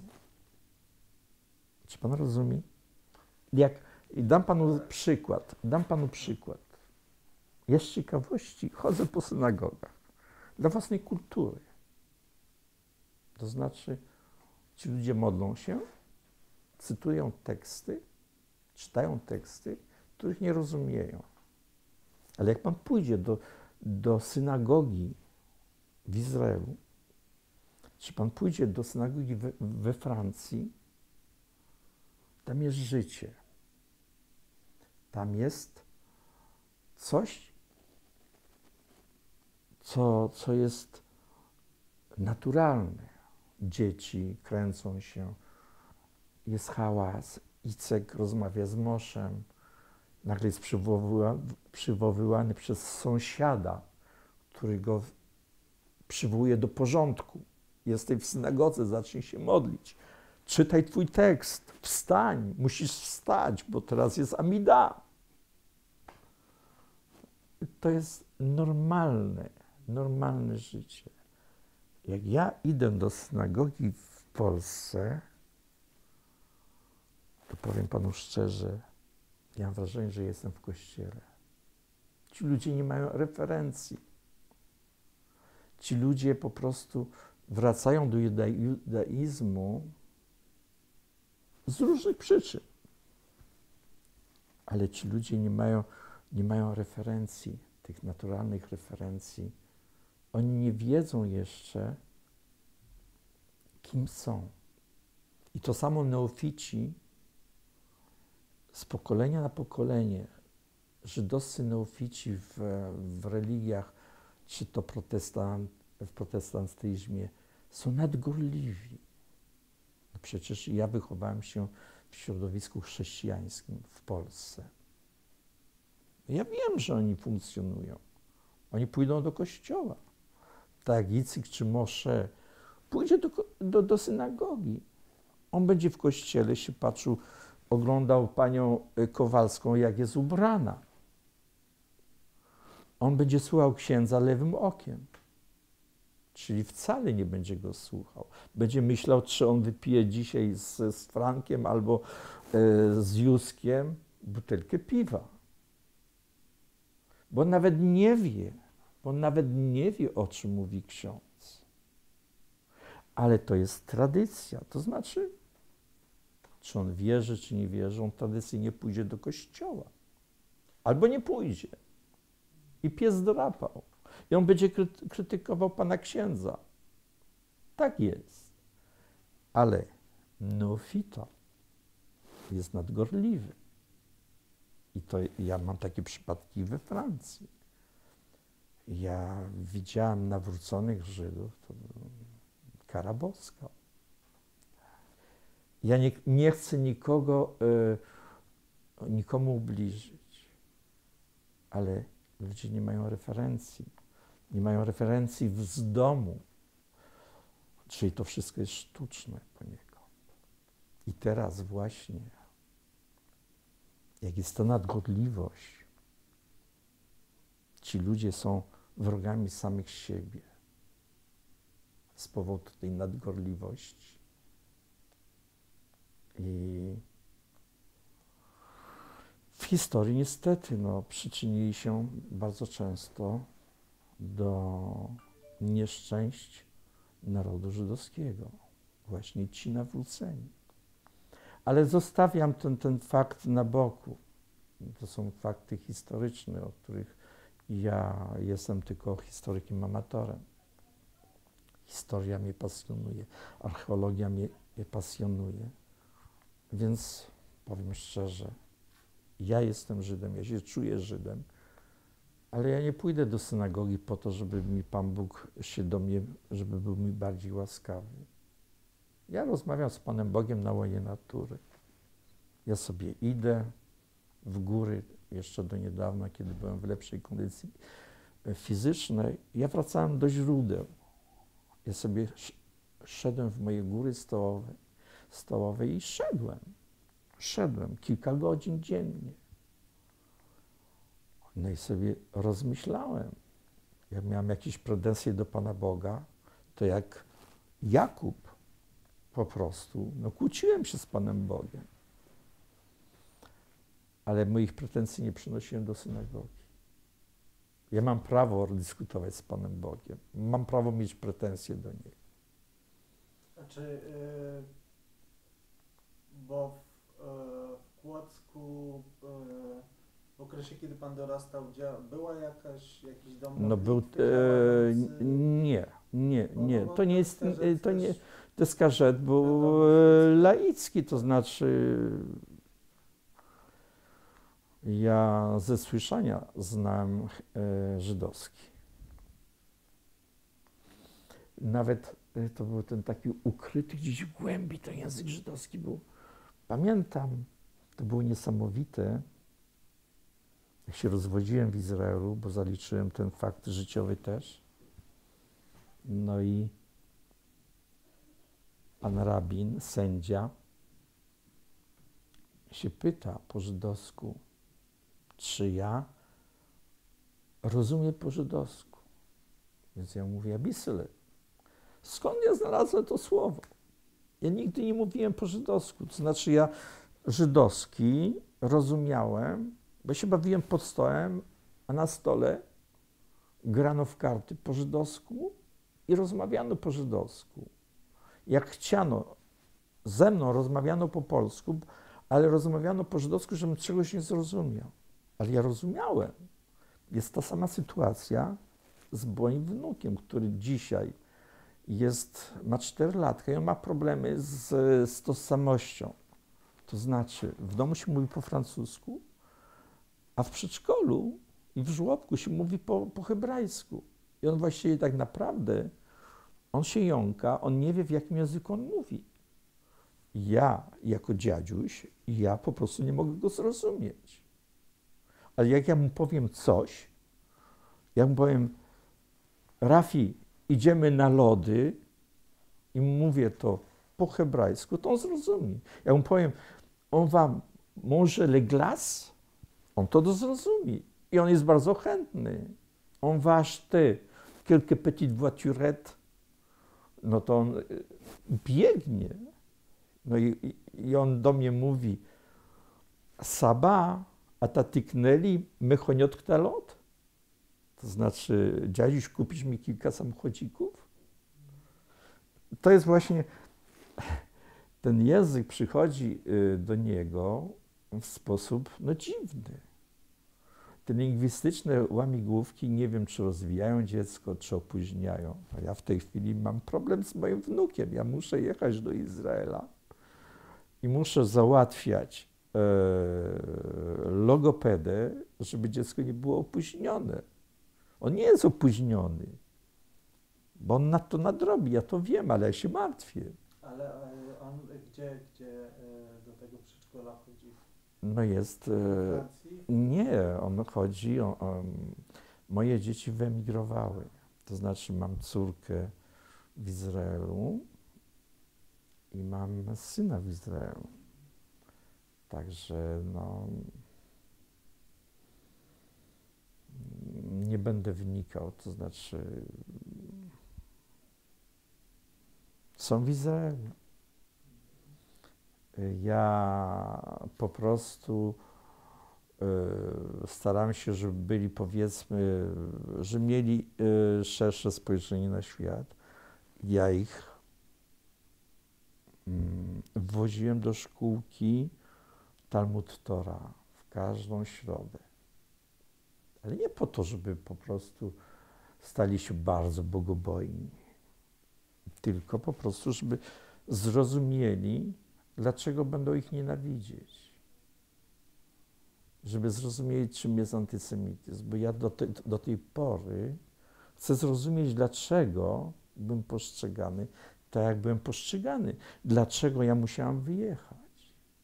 Bo ja do tej pory sobie stawiam pytania. I ja stawiam pytania, jak jestem sam na sam z Panem Bogiem, gdzieś na jakimś szczycie 600 metrów powyżej poziomu morza.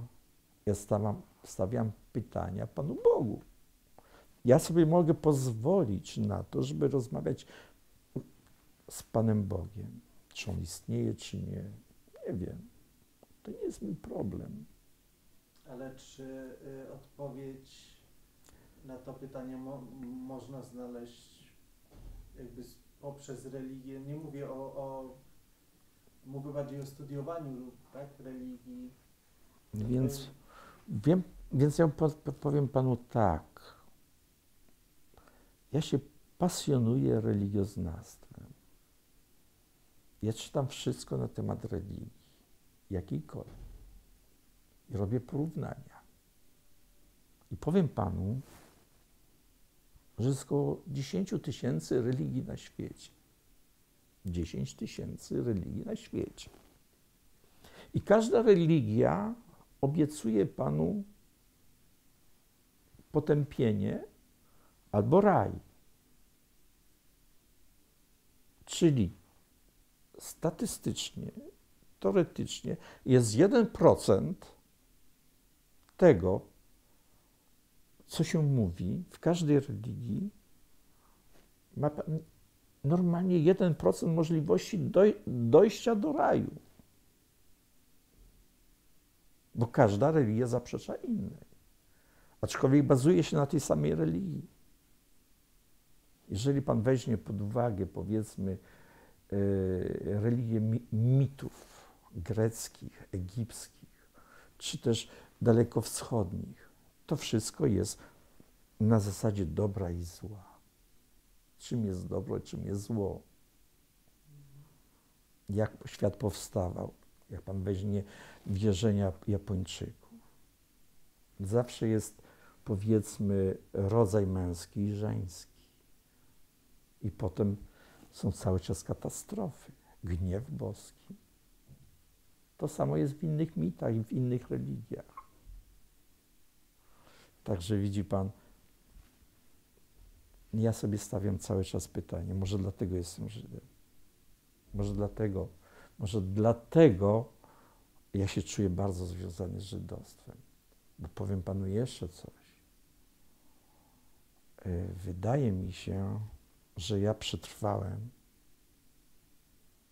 dzięki temu, że jestem Żydem.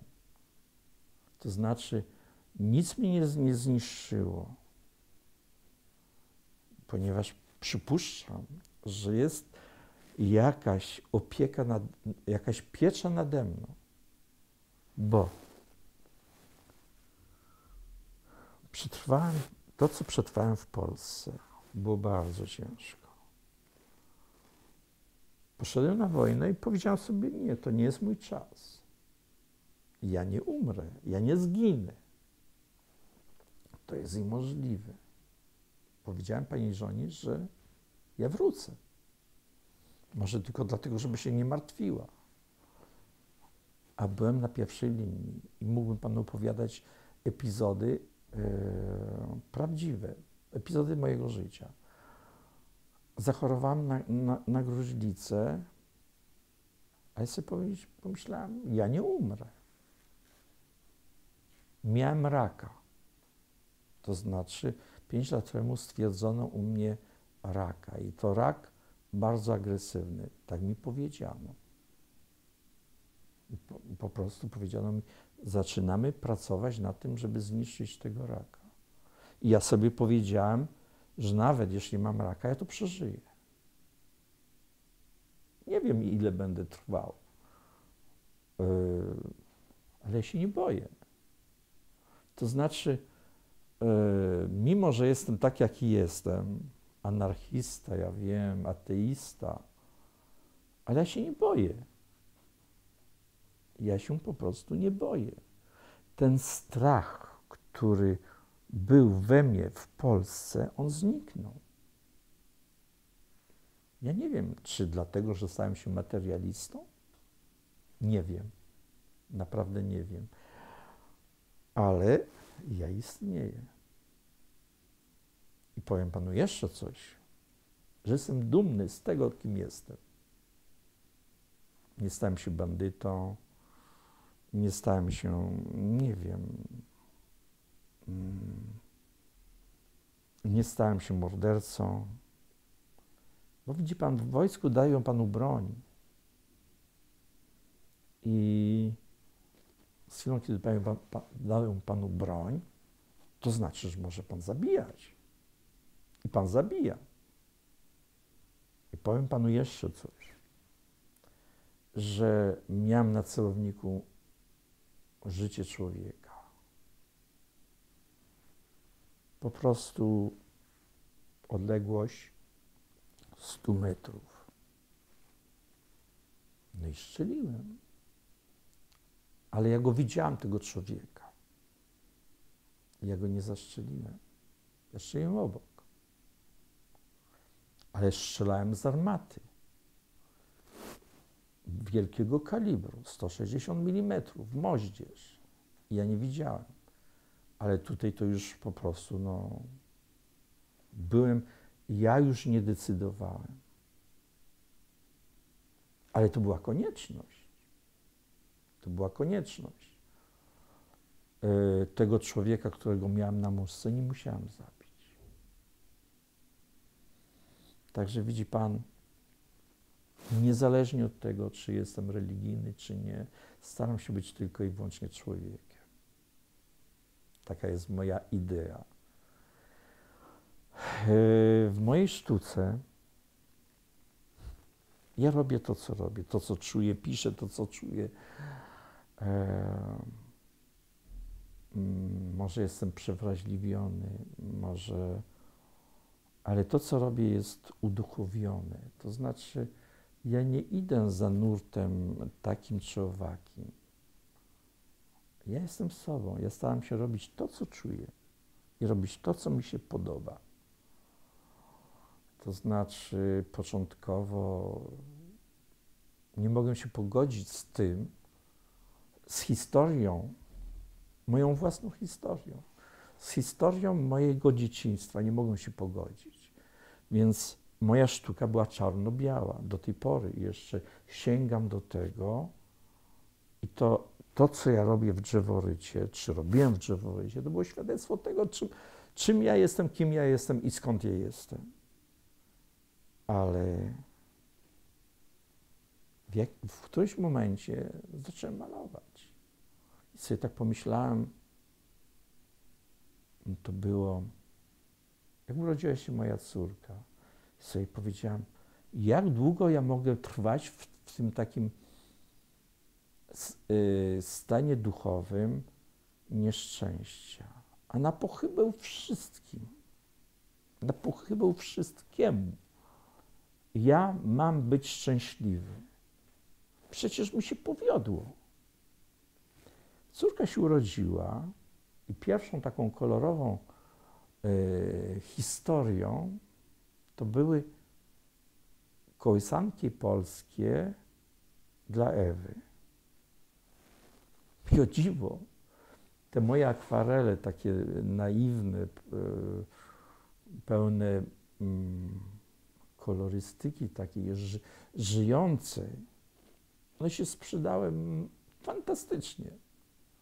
I od tego czasu ja zacząłem malować. To znaczy, wzbogaciłem mój ładunek emocjonalny, to znaczy o coś innego. Ja teraz po prostu robię wiele różnych rzeczy, pracuję na różnych płaszczyznach, bo ja chcę i tutaj coś powiedzieć, i tutaj coś powiedzieć. I ja muszę powiedzieć, byłem w dobrych szkołach, miałem dobrych nauczycieli, miałem wspaniałych wykładowców i bardzo dużo się nauczyłem. Była to praca może troszeczkę inna, w inny sposób funkcjonowałem, ale ja byłem w kontakcie z historią, namacalną historią. I ja widziałem, jak nasze cywilizacje się tworzą. Ja to miałem w palcach. Pracowałem przez jakiś czas w Muzeum Izraela. Ja sięgałem, miałem obiekty w rękach, które miały kilka tysięcy lat. Bogowie istnieli, byli różni bogowie i teraz nagle się ci bogowie zredukowali do jednego. Nieważne. Ale ja widziałem, jak się pisała Biblia. Ja widziałem, jak się Księgi Święte pisały. Ile razy zmieniano konteksty takie czy inne i teksty. Dopasowywano do ducha czasu. Wszystko. Tak jak każda ideologia. Jesteśmy świadkami tego, co się dzisiaj dzieje. Przecież myśmy wychowani w Polsce, mieliśmy innych bogów, bardzo srogich i dobrotliwych. Rzucali cukierkami i pomstowali na innych i skazywali niektórych na śmierć. I w tym życiu każdy z nas musiał znaleźć swoją drogę, ja też. Ja z tym musiałem nauczyć się żyć. Także nie wiem, czy powiedziałem wszystko na temat Izraela, ale anegdot mam bardzo dużo. Powiem panu inną anegdotę. Często przyjeżdżam do Izraela, ja tam pracuję mam moje mieszkanie. Ja przyjeżdżam do Izraela na 2 miesiące, kilka razy w roku, w zależności od potrzeb. I teraz to jest anegdota. Pan może to przyjąć jako prawdę, albo nieprawdę, albo moją prawdę. To tak jak diabeł i anioł idą na pustyni. Anioł mówi, wiesz co, tam jest jakiś człowiek, on coś znalazł. No to diabeł mówi, on znalazł swoją prawdę. To ja teraz zbuduję dla niego świątynię. Czyli każdy ma swoją prawdę.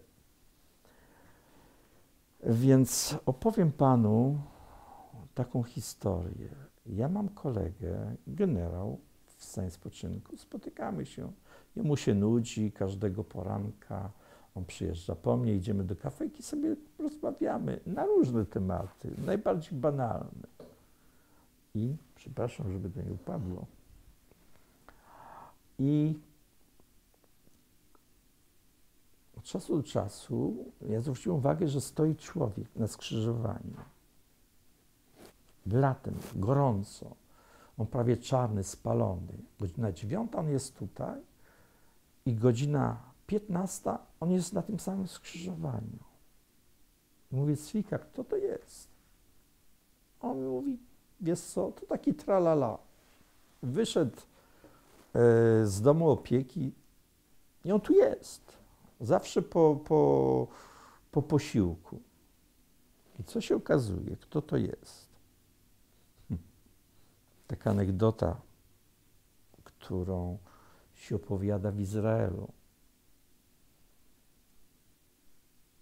Mieszkał i żył w Moszawie. Moszaw to jest takie gospodarstwo, taka forma gospodarcza socjalistyczna.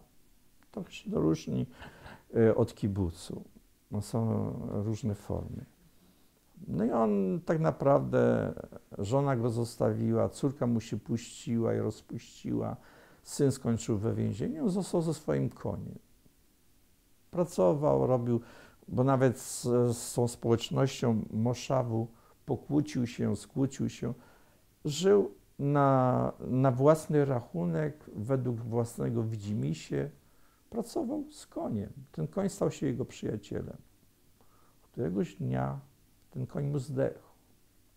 Ale on kochał tego konia, bo ten koń został do końca razem z nim. Więc on go wziął ciągnik, zaciągnął go na jakieś wzgórze, zakopał go. Przytoczył kamień, wykuł w kamieniu nieudolnie kwadratowe literki hebrajskie i napisał: tu spoczywa mój wierny przyjaciel, który się nazywał tak i tak, bardzo pracowity człowiek, sprawiedliwy. No i tutaj był koń pochowany, jak się to mówi, diabeł pochowany. No tak sobie siedział, rozmyślał, bo już medytował. Czapka, taka typowo, ja wiem, kapelusz żydowski, nie pierwszej świeżości. Przychodzi kobieta, patrzy się, czyta literki, zrozumiała to, co zrozumiała, odczytała to, co odczytała. Stary kamień, kopiec z kamieni, zobaczyła siedzącego człowieka, rzuciła 1 szekla. Nazajutrz przyszły 2 kobiety. Jedna i druga pokiwała się, pomodliła, jedna i druga rzuciła 1 szekla, czyli 2 szekle. Po tygodniu już była cała grupa kobiet. Po jakimś czasie prawdopodobnie któraś zaszła w ciążę, czyli stał się cud. Po miesiącu zaczęły przychodzić pielgrzymki. No i przyszedł dziennikarz i się pyta tego siedzącego człowieka: powiedz mi, ty tu jesteś codziennie, kto jest pochowany tutaj w tym grobie? No jak to kto? Mój przyjaciel. twój przyjaciel, a jak się nazywał? No nazywał się tak i tak. A kim on był, ten twój przyjaciel? No jak to kim był? To był mój koń. No i skandal. Zaczęto go ciągać do Pałacu Sprawiedliwości, że wyłudzał pieniądze, że kłamał, że oszukał. A on po prostu normalnie powiedział, ludzie rzucali pieniędzmi, ja te pieniądze tylko podnosiłem. Ja nic nikomu nie mówiłem. Plotka powstała sama. I po prostu znaleziono mu miejsce w zakładzie psychiatrycznym. Niezamkniętym, bo on nikomu krzywdy nie zrobił. Czyli to taka anegdota, która jest bardzo, bardzo znana w różnych środowiskach. Ale to pokazuje co? Że w Izraelu kopnie pan gdziekolwiek, zawsze pan odkopie jakąś skorupę albo jakąś kość. A ponieważ ta kość może być kością jakiegoś świętego, więc przedsiębiorcy budowlani mają problem. No bo trzeba wybudować budynek, trzeba gdzieś mieszkać, a nasi religijni są bardzo religijni. Nie wolno, trzeba uszanować, powiedzmy, szczątki naszych przodków. Czy to dobrze, czy źle, nie wiem, no ale to, co ja robię, to też jest tylko po to, żeby uszanować pamięć moich przodków. Bo pan, jak przyjechał do Izraela, to wtedy pan się tak naprawdę w ogóle zetknął z religią, no nie tylko z judaizmem, tylko generalnie. Ja wyjechałem z Polski, bo powiedział, że jestem parszywym Żydem. Pobito mnie. A ponieważ wychowałem się w Polsce i zachowywałem się jak Polak i mam tą tożsamość polską i dlatego wyjechałem. Ja postępowałem tak jak Polak, wszędzie gdzie byłem, bo ja nikim innym nie byłem. Jestem polskim Żydem, jestem z tego dumny. Ja dlatego wyjechałem, bo ja byłem Polakiem, ja się uniosłem honorem. Prymitywnym honorem. Bo honor nie daje żyć, honor nie daje jeść. Pan rozumie? To nie jest coś racjonalnego. Czym jest flaga? Kawałkiem szmaty. A za tą flagą pójdą setki tysięcy ludzi. Więc ja byłem tym samym, co każdy przeciętny człowiek, który chodził do szkoły. Ja nie miałem innych nauk. Jak byłem w wojsku, to mogę panu powiedzieć, że ja postępowałem tak jak Polak. Ja powiedziałem, że ja się dam zabić, ale się nie poddam. To też nie było racjonalne. Ja po prostu funkcjonowałem tak z moją mentalnością, jaką ja wyniosłem z Polski. Ja się wbiłem w Polsce z kolegami, z łobuzami, z menelami, tylko dlatego, że byłem Polakiem. To, że pomówiono mnie, czy mi po prostu napluto w twarz, powiedziano mi parszywy Żydzie, czy po prostu zapytano się mnie, co ja sądzę o konflikcie na Bliskim Wschodzie. Więc ja powiedziałem, dlaczego ja mam odpowiadać na to pytanie? Ja, który mam 20 lat. Dlaczego ja, a nie pan Kowalski? Dlaczego? No i właśnie ja dlatego się znalazłem w Izraelu. I dlatego jestem tym, czym jestem. Ja nie jestem bardziej Żydem, aniżeli byłem. Ale dzisiaj jestem dumny z tego, czym ja jestem i kim jestem. To jest taka dygresja. Zresztą całe moje życie jest taką jedną dygresją. To jest właśnie to. Nie wiem, czy powiedziałem wszystko, no bo potem była Francja. Była Francja, czyli były powiedzmy też wzloty i upadki. Dlatego ja często podpisuję, jak piszę jakąś wiadomość, Ikar. No właśnie, chciałem o to pana zapytać. Ikar, no bo ja lgnę do światłości. Ja szukam prawdy. Ja chcę być swobodny. Ale te upadki są częste, czyli ja wzlatuję i upadam. Bo w moim życiu, jakimkolwiek, ja miałem tak jak każdy człowiek, wzloty i upadki. Bo to jest życie. To jest życie. Ja miałem sukcesy, miałem niepowodzenia. Dam panu przykład. W Jerozolimie zrobiłem wspaniałą wystawę w domu artysty. Piękna wystawa. Przywiozł moje prace z Paryża, absolwent 2 uczelni. Dzień otwarcia wystawy. Śnieg w Jerozolimie. Nikt nie przyszedł. No, nie jest to ironia losu? Wzniosłem się bardzo wysoko. Miałem piękną krytykę, bo pan krytyk przyszedł. Ale co z tego? Wystawa trwała zaledwie kilka dni, bo było tak zimno właśnie wtedy. Właśnie wtedy. Dlaczego właśnie wtedy? Może jeszcze jedna lekcja życia. Do życia trzeba podchodzić z pokorą. Niestety. Także, aczkolwiek niektórzy mówią, mów o sobie dobrze wokół siebie, to w końcu może ktoś uwierzy, że twoje kłamstwo, bo nie jest się nigdy idealnym, może twoje kłamstwo jest prawdą. No więc właśnie. No to... No trzeba mówić o sobie dobrze, trzeba. To jest, ja to mówię moim dzieciom, ale nie potrzebują tego, no bo oni bez tego po prostu funkcjonują dość dobrze. No to jest taka, że tak powiem, popkulturowa wizja. Tak, absolutnie, człowieka, no tak, no.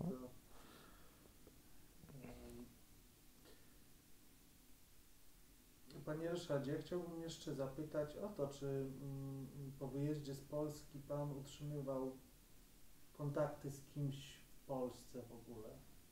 Więc powiem tak, ja wyjechałem w takim okresie, gdzie wyjeżdżając z Polski trzeba było być odważnym. Ja nie miałem nic do stracenia. To znaczy mój profesor w Polsce, profesor chorobowy mi powiedział, słuchaj, to znaczy będąc w kontakcie z nim w Polsce, ja miałem już obietnicę jakiegoś sukcesu. To było bardzo daleko. Ja tylko maturę zrobiłem. Ale mogłem się ewentualnie dostać na uczelnię sztuk plastycznych albo na Akademię Górniczo-Hutniczą. Czyli gdzieś była ta świadomość, żeby mnie promować. Bo byłem zdolny, bo mogłem. Miałem wspaniałe pochodzenie. I nagle, jak grom z jasnego nieba, zmiany polityczne, czy takie, czy owakie. Potencjalnie ja w Polsce nawet mogłem daleko zajść.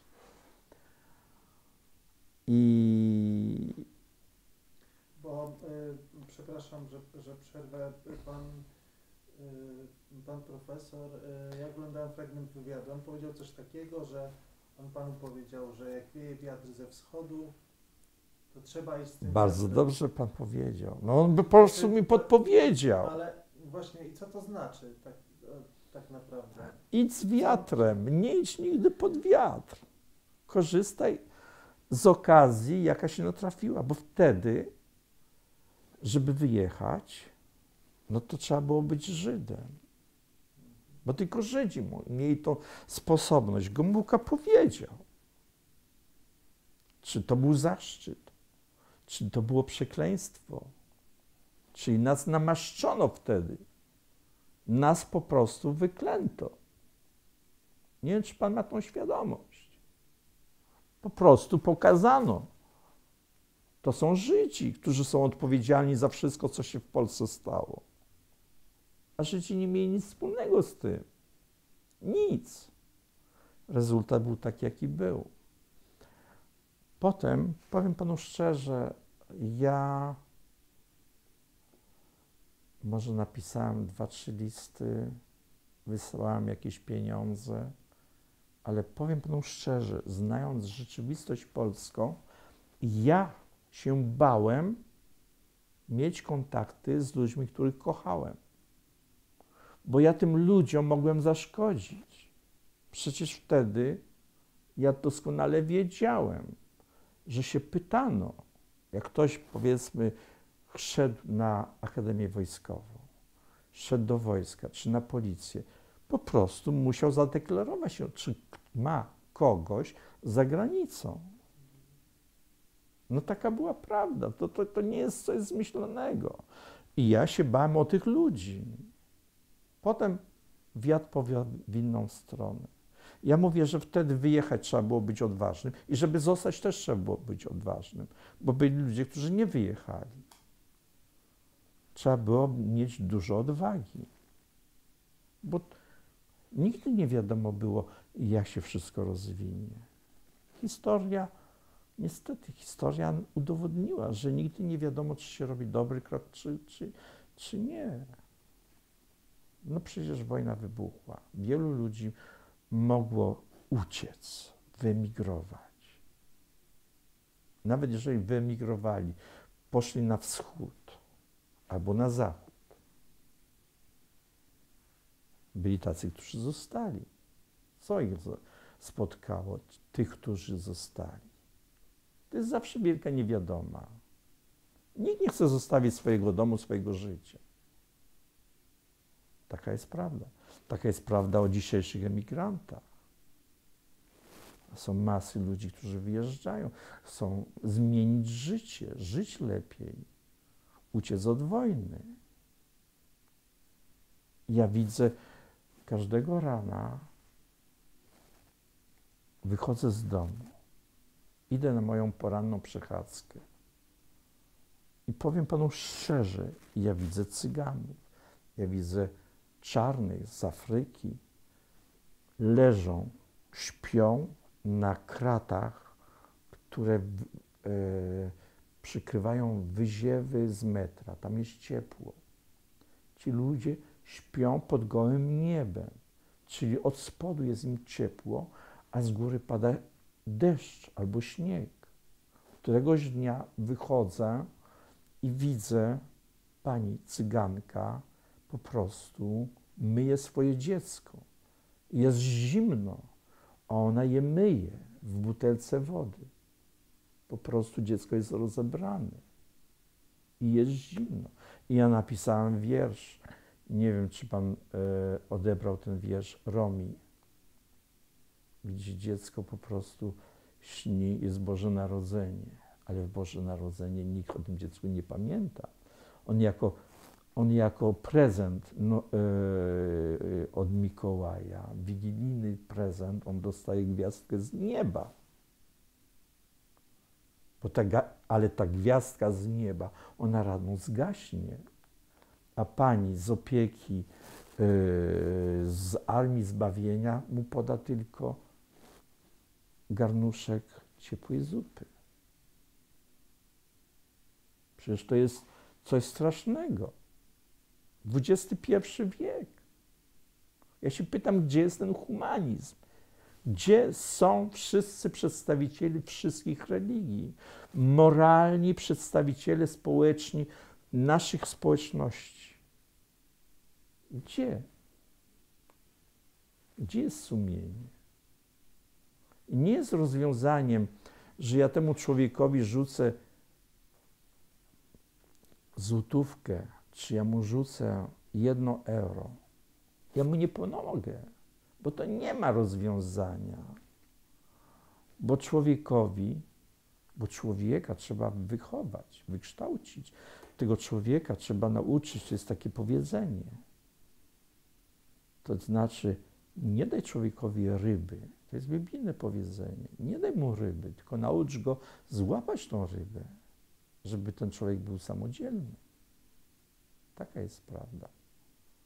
Także cokolwiek my zrobimy, to wszystko jest tylko mydlenie oczu. Te wszystkie, ja wiem, wzloty humanitarne, te wszystkie stowarzyszenia pomocy, to jest tylko mydlenie oczu. To jest kupowanie naszego sumienia. Ale tak naprawdę człowieka trzeba wziąć i wychować. Czy nie wiem, po prostu ja nie wiem, bo już doświadczyłem tego i nie wiem, po prostu nie wiem. Zresztą zawsze byli biedni i bogaci. Ale powinna być jakaś sprawiedliwość. Ja już do naprawiania społeczności, w jakiej żyję, już się nie nadaję. Zresztą już się nie mogę angażować. Ale państwo jest aparatem, który powinno chronić swoją społeczność. Państwo istnieje tylko dlatego, że ma obowiązek. To jest historycznie udowodnione. Kiedyś, powiedzmy, arystokracja społeczna, która była na wyżynie, miała za zadanie chronienie tych własnych poddanych. Król czy szlachcic, on miał obowiązek opieki nad człowiekiem niższej rangi. To był obowiązek. Tak powstawały społeczności i państwa. I dzisiaj państwo powinno po prostu mieć jakieś narzędzie, żeby tych ludzi biednych nie było. Tych po prostu, to jest hańba. To jest hańba. No ale co ja mogę zrobić? Ja uprawiałem sztukę zaangażowaną. Także no, taka jest prawda o nas. Czyli może ja potrafiłem sobie pomóc. Ja nie jestem zamożnym człowiekiem, ale po prostu przetrwałem. Nauczyłem się żyć. Ja nie mam jednego zawodu, ja mam kilka zawodów. Ja zawsze musiałem się dostosować. Musiałem się uczyć. I to poniekąd pomogło mi przetrwać. Taka jest prawda. Więcej grzechów nie pamiętam. To znaczy mógłbym mówić z Panem jeszcze trochę, no ale może innym razem. Na pewno będziemy jeszcze kontynuować. Ja mam jeszcze takie pytanie, które uprzedzałem na początku, to znaczy Pan przekazał do Muzeum Polin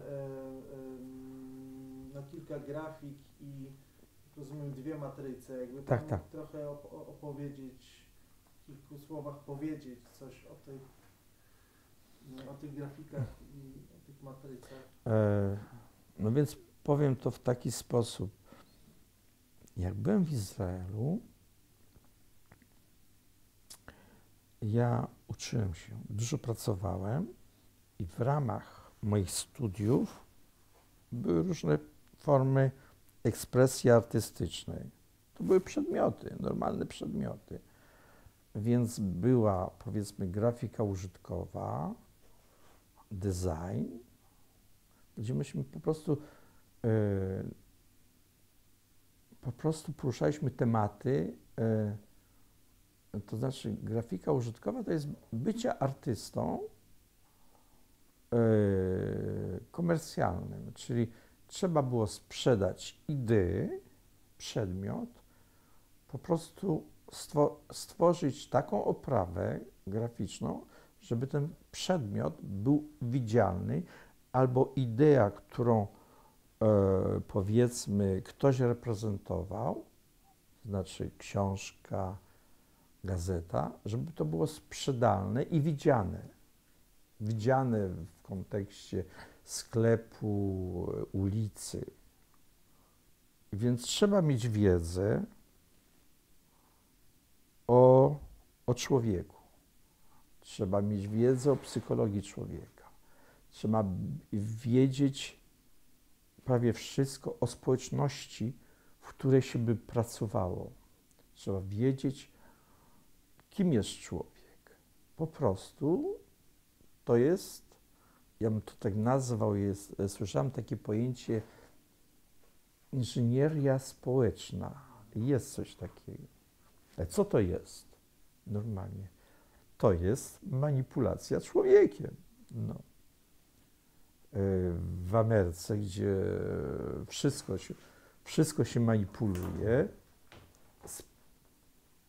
handel jest tak rozwinięty i manipulacja człowiekiem jest tak dalece rozwinięta, że w sposób naukowy to się robi.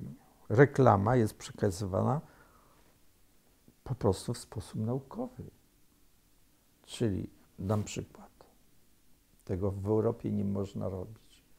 W Ameryce idzie pan do kina, jest pan w kinie, pan ogląda film.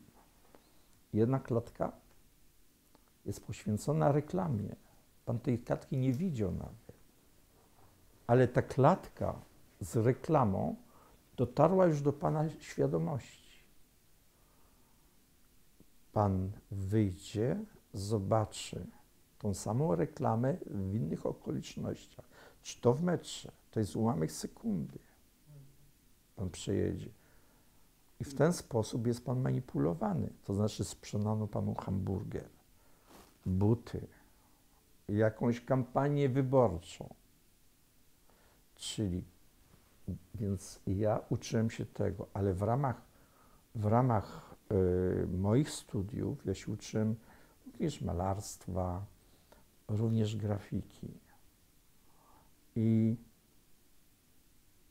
Bo ja dużo rzeczy robiłem na tej uczelni.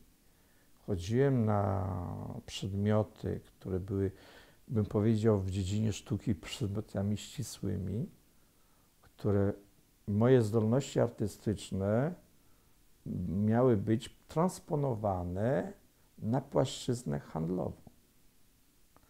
Ale jednocześnie ja rozwijałem moje zdolności w innych dziedzinach, między innymi w grafice artystycznej, w malarstwie. No bo to jedno pokrywa się z drugim.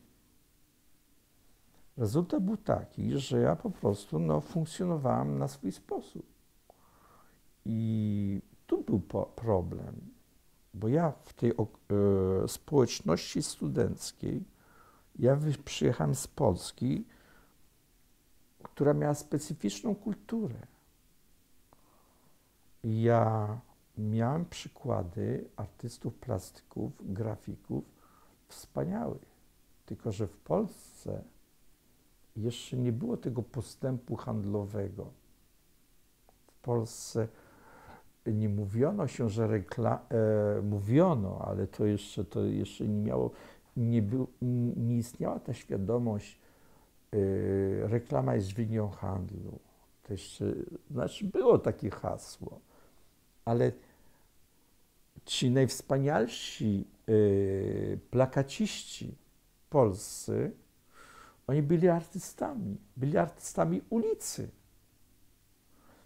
I ja po prostu do czego miałem dostęp? Do mojej przeszłości.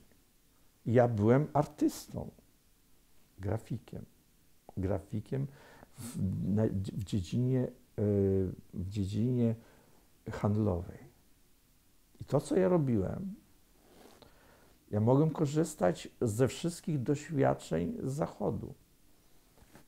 Ale ja na przykład robiłem plakat. Ja go malowałem, używałem po prostu liternictwo. Ja sam tworzyłem specyficzne liternictwo. To było dobre, ale mi mówiono, słuchaj, ty żyjesz w XX wieku.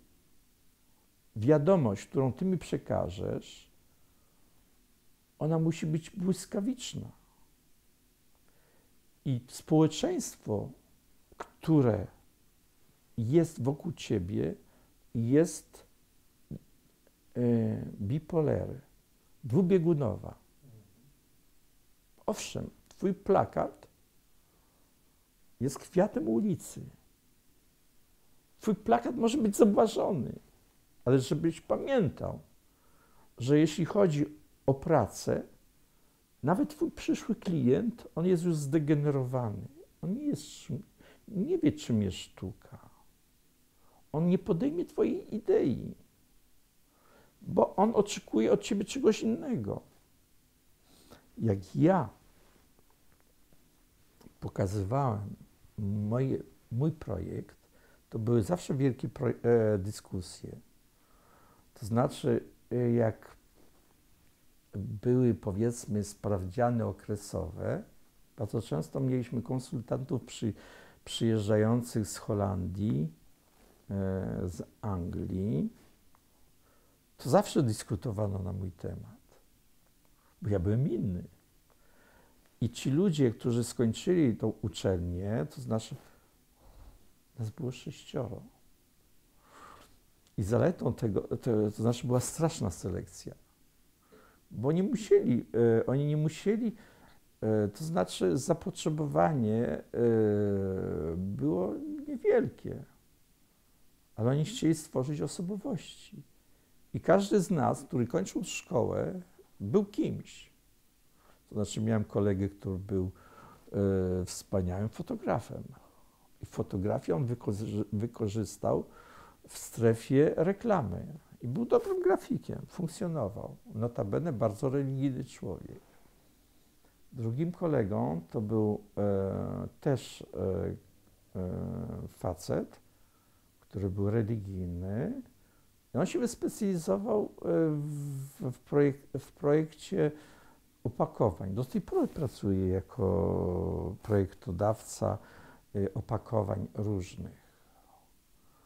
No i tylko, że już przestał być religijny.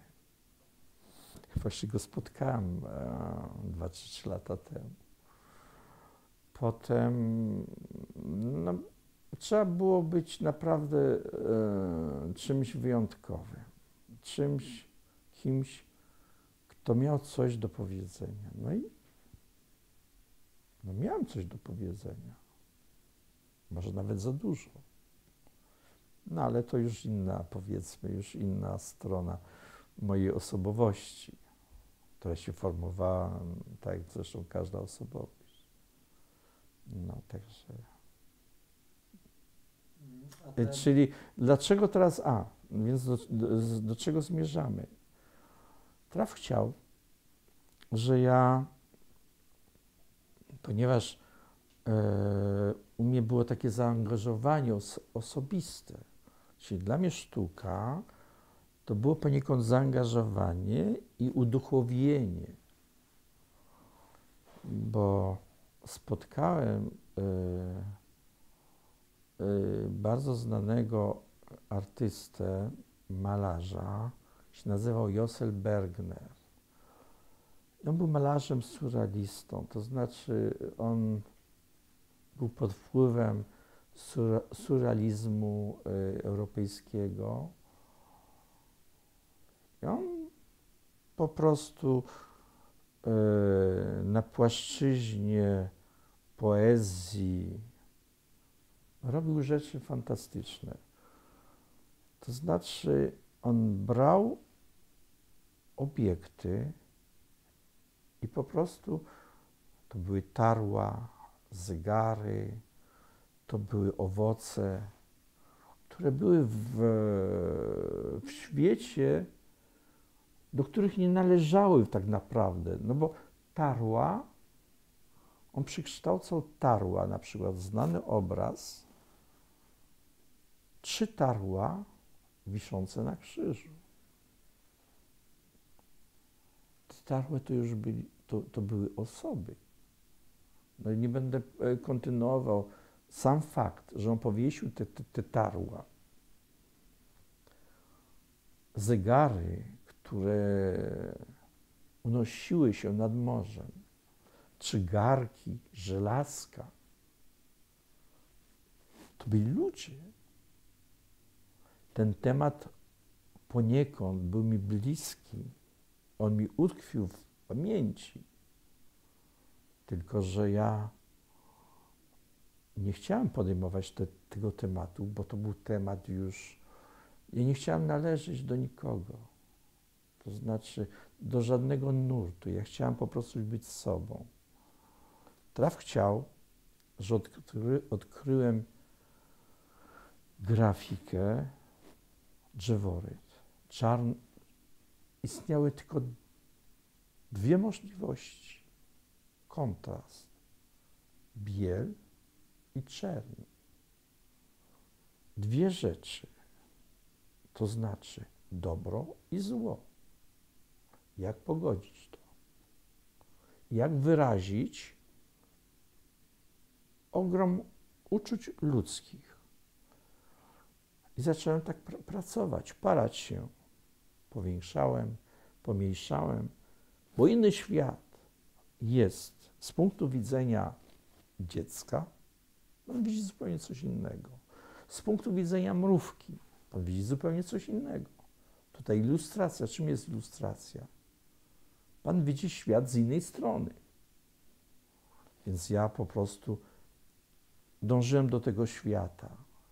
Starałem się odkryć to, co jest małe i to, co jest duże. Czyli jak Pan coś powiększy, to Pan widzi coś innego. A jeszcze Pan to jakąkolwiek formę Pan uduchowi, wskrzesi Pan w formie, która powstaje niekiedy przypadkowo, jakieś istnienie i to zaczyna żyć. I to jest właśnie to. Czyli ta prostota w dwóch elementach, czerni i bieli i formie i te dysproporcje niekiedy, bo świat się staje ciekawy. Dlaczego są dwa Michały? Takie same nazwisko. Ale jaka jest różnica między jednym Michałem a drugim? Bo jeden jest duży, drugi jest mały.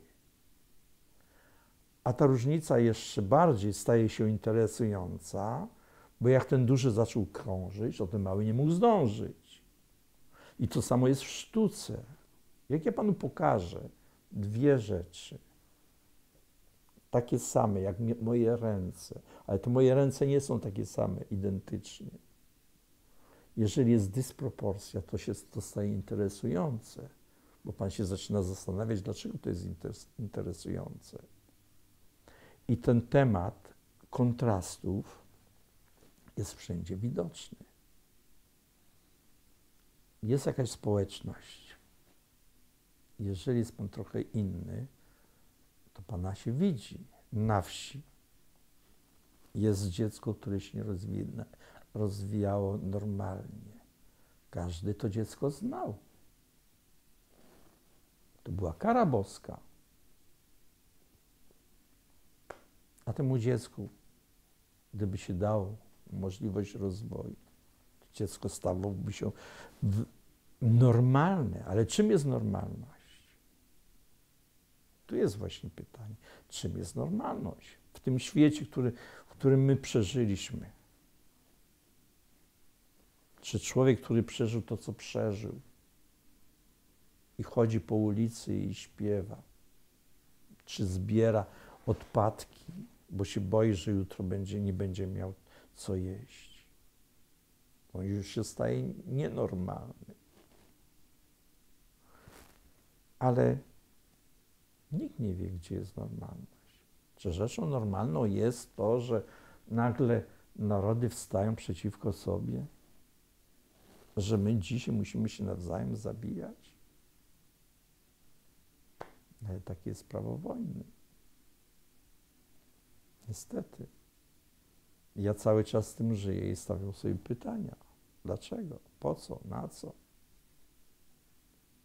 Tak samo idę sobie, powiedzmy, jakąś ścieżką z Karłowa do Dusznik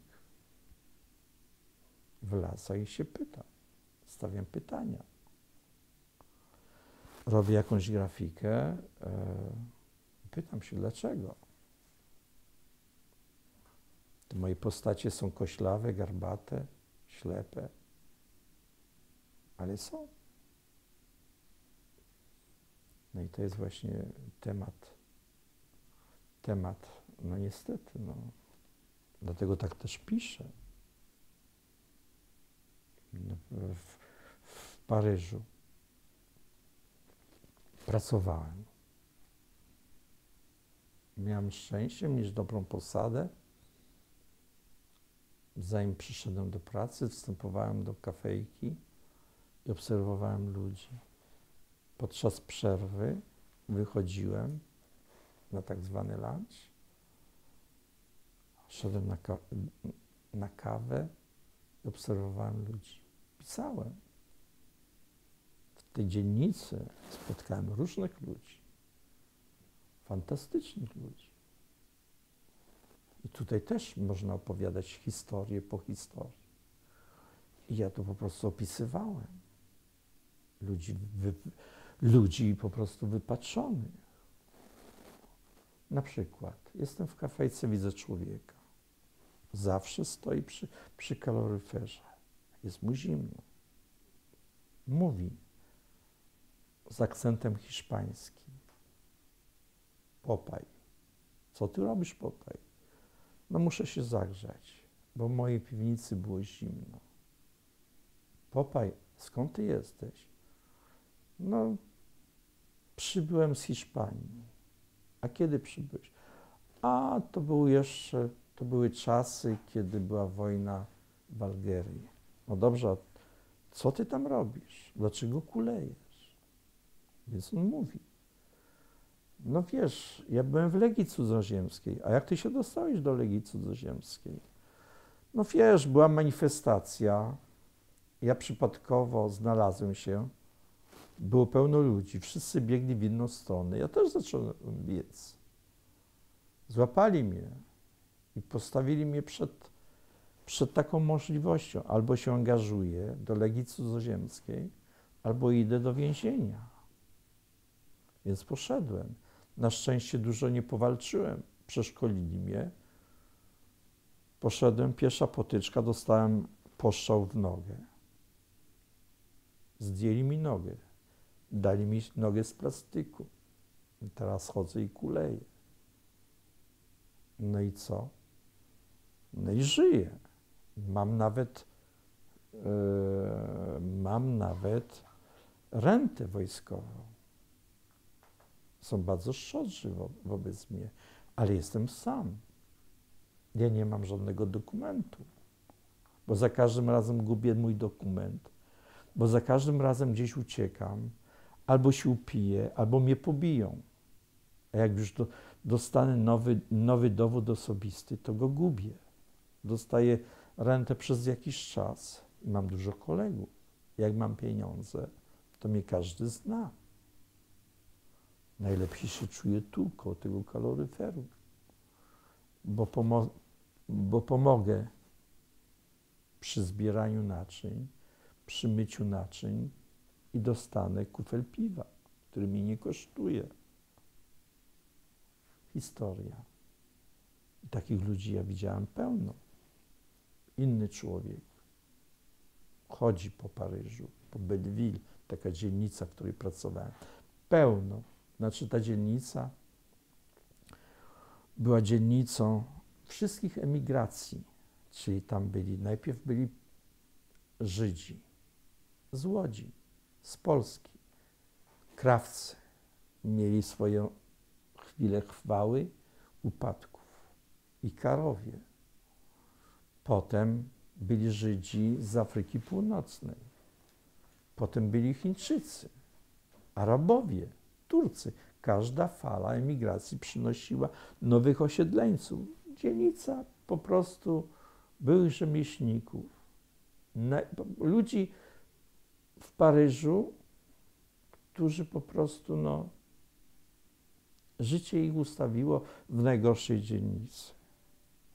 Ale to byli ludzie. Jeden z nich po prostu był chodzącym bankiem. Zawsze w płaszczu. Zawsze w kieszeni prawdopodobnie pistolet. I on pożyczał pieniądze. On miał w swoim płaszczu bardzo dużo pieniędzy. Kosztowności. Cygan. I on tak żył. I on pożyczał.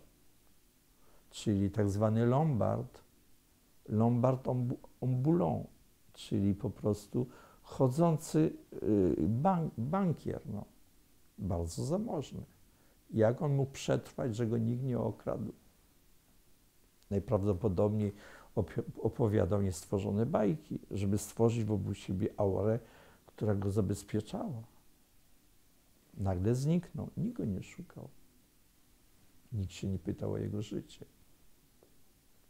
Może, ja wiem, gdzieś uciekł, może miał jakieś ciemne porachunki. Ludzie żyją i znikają i nikt się o nich nie pyta.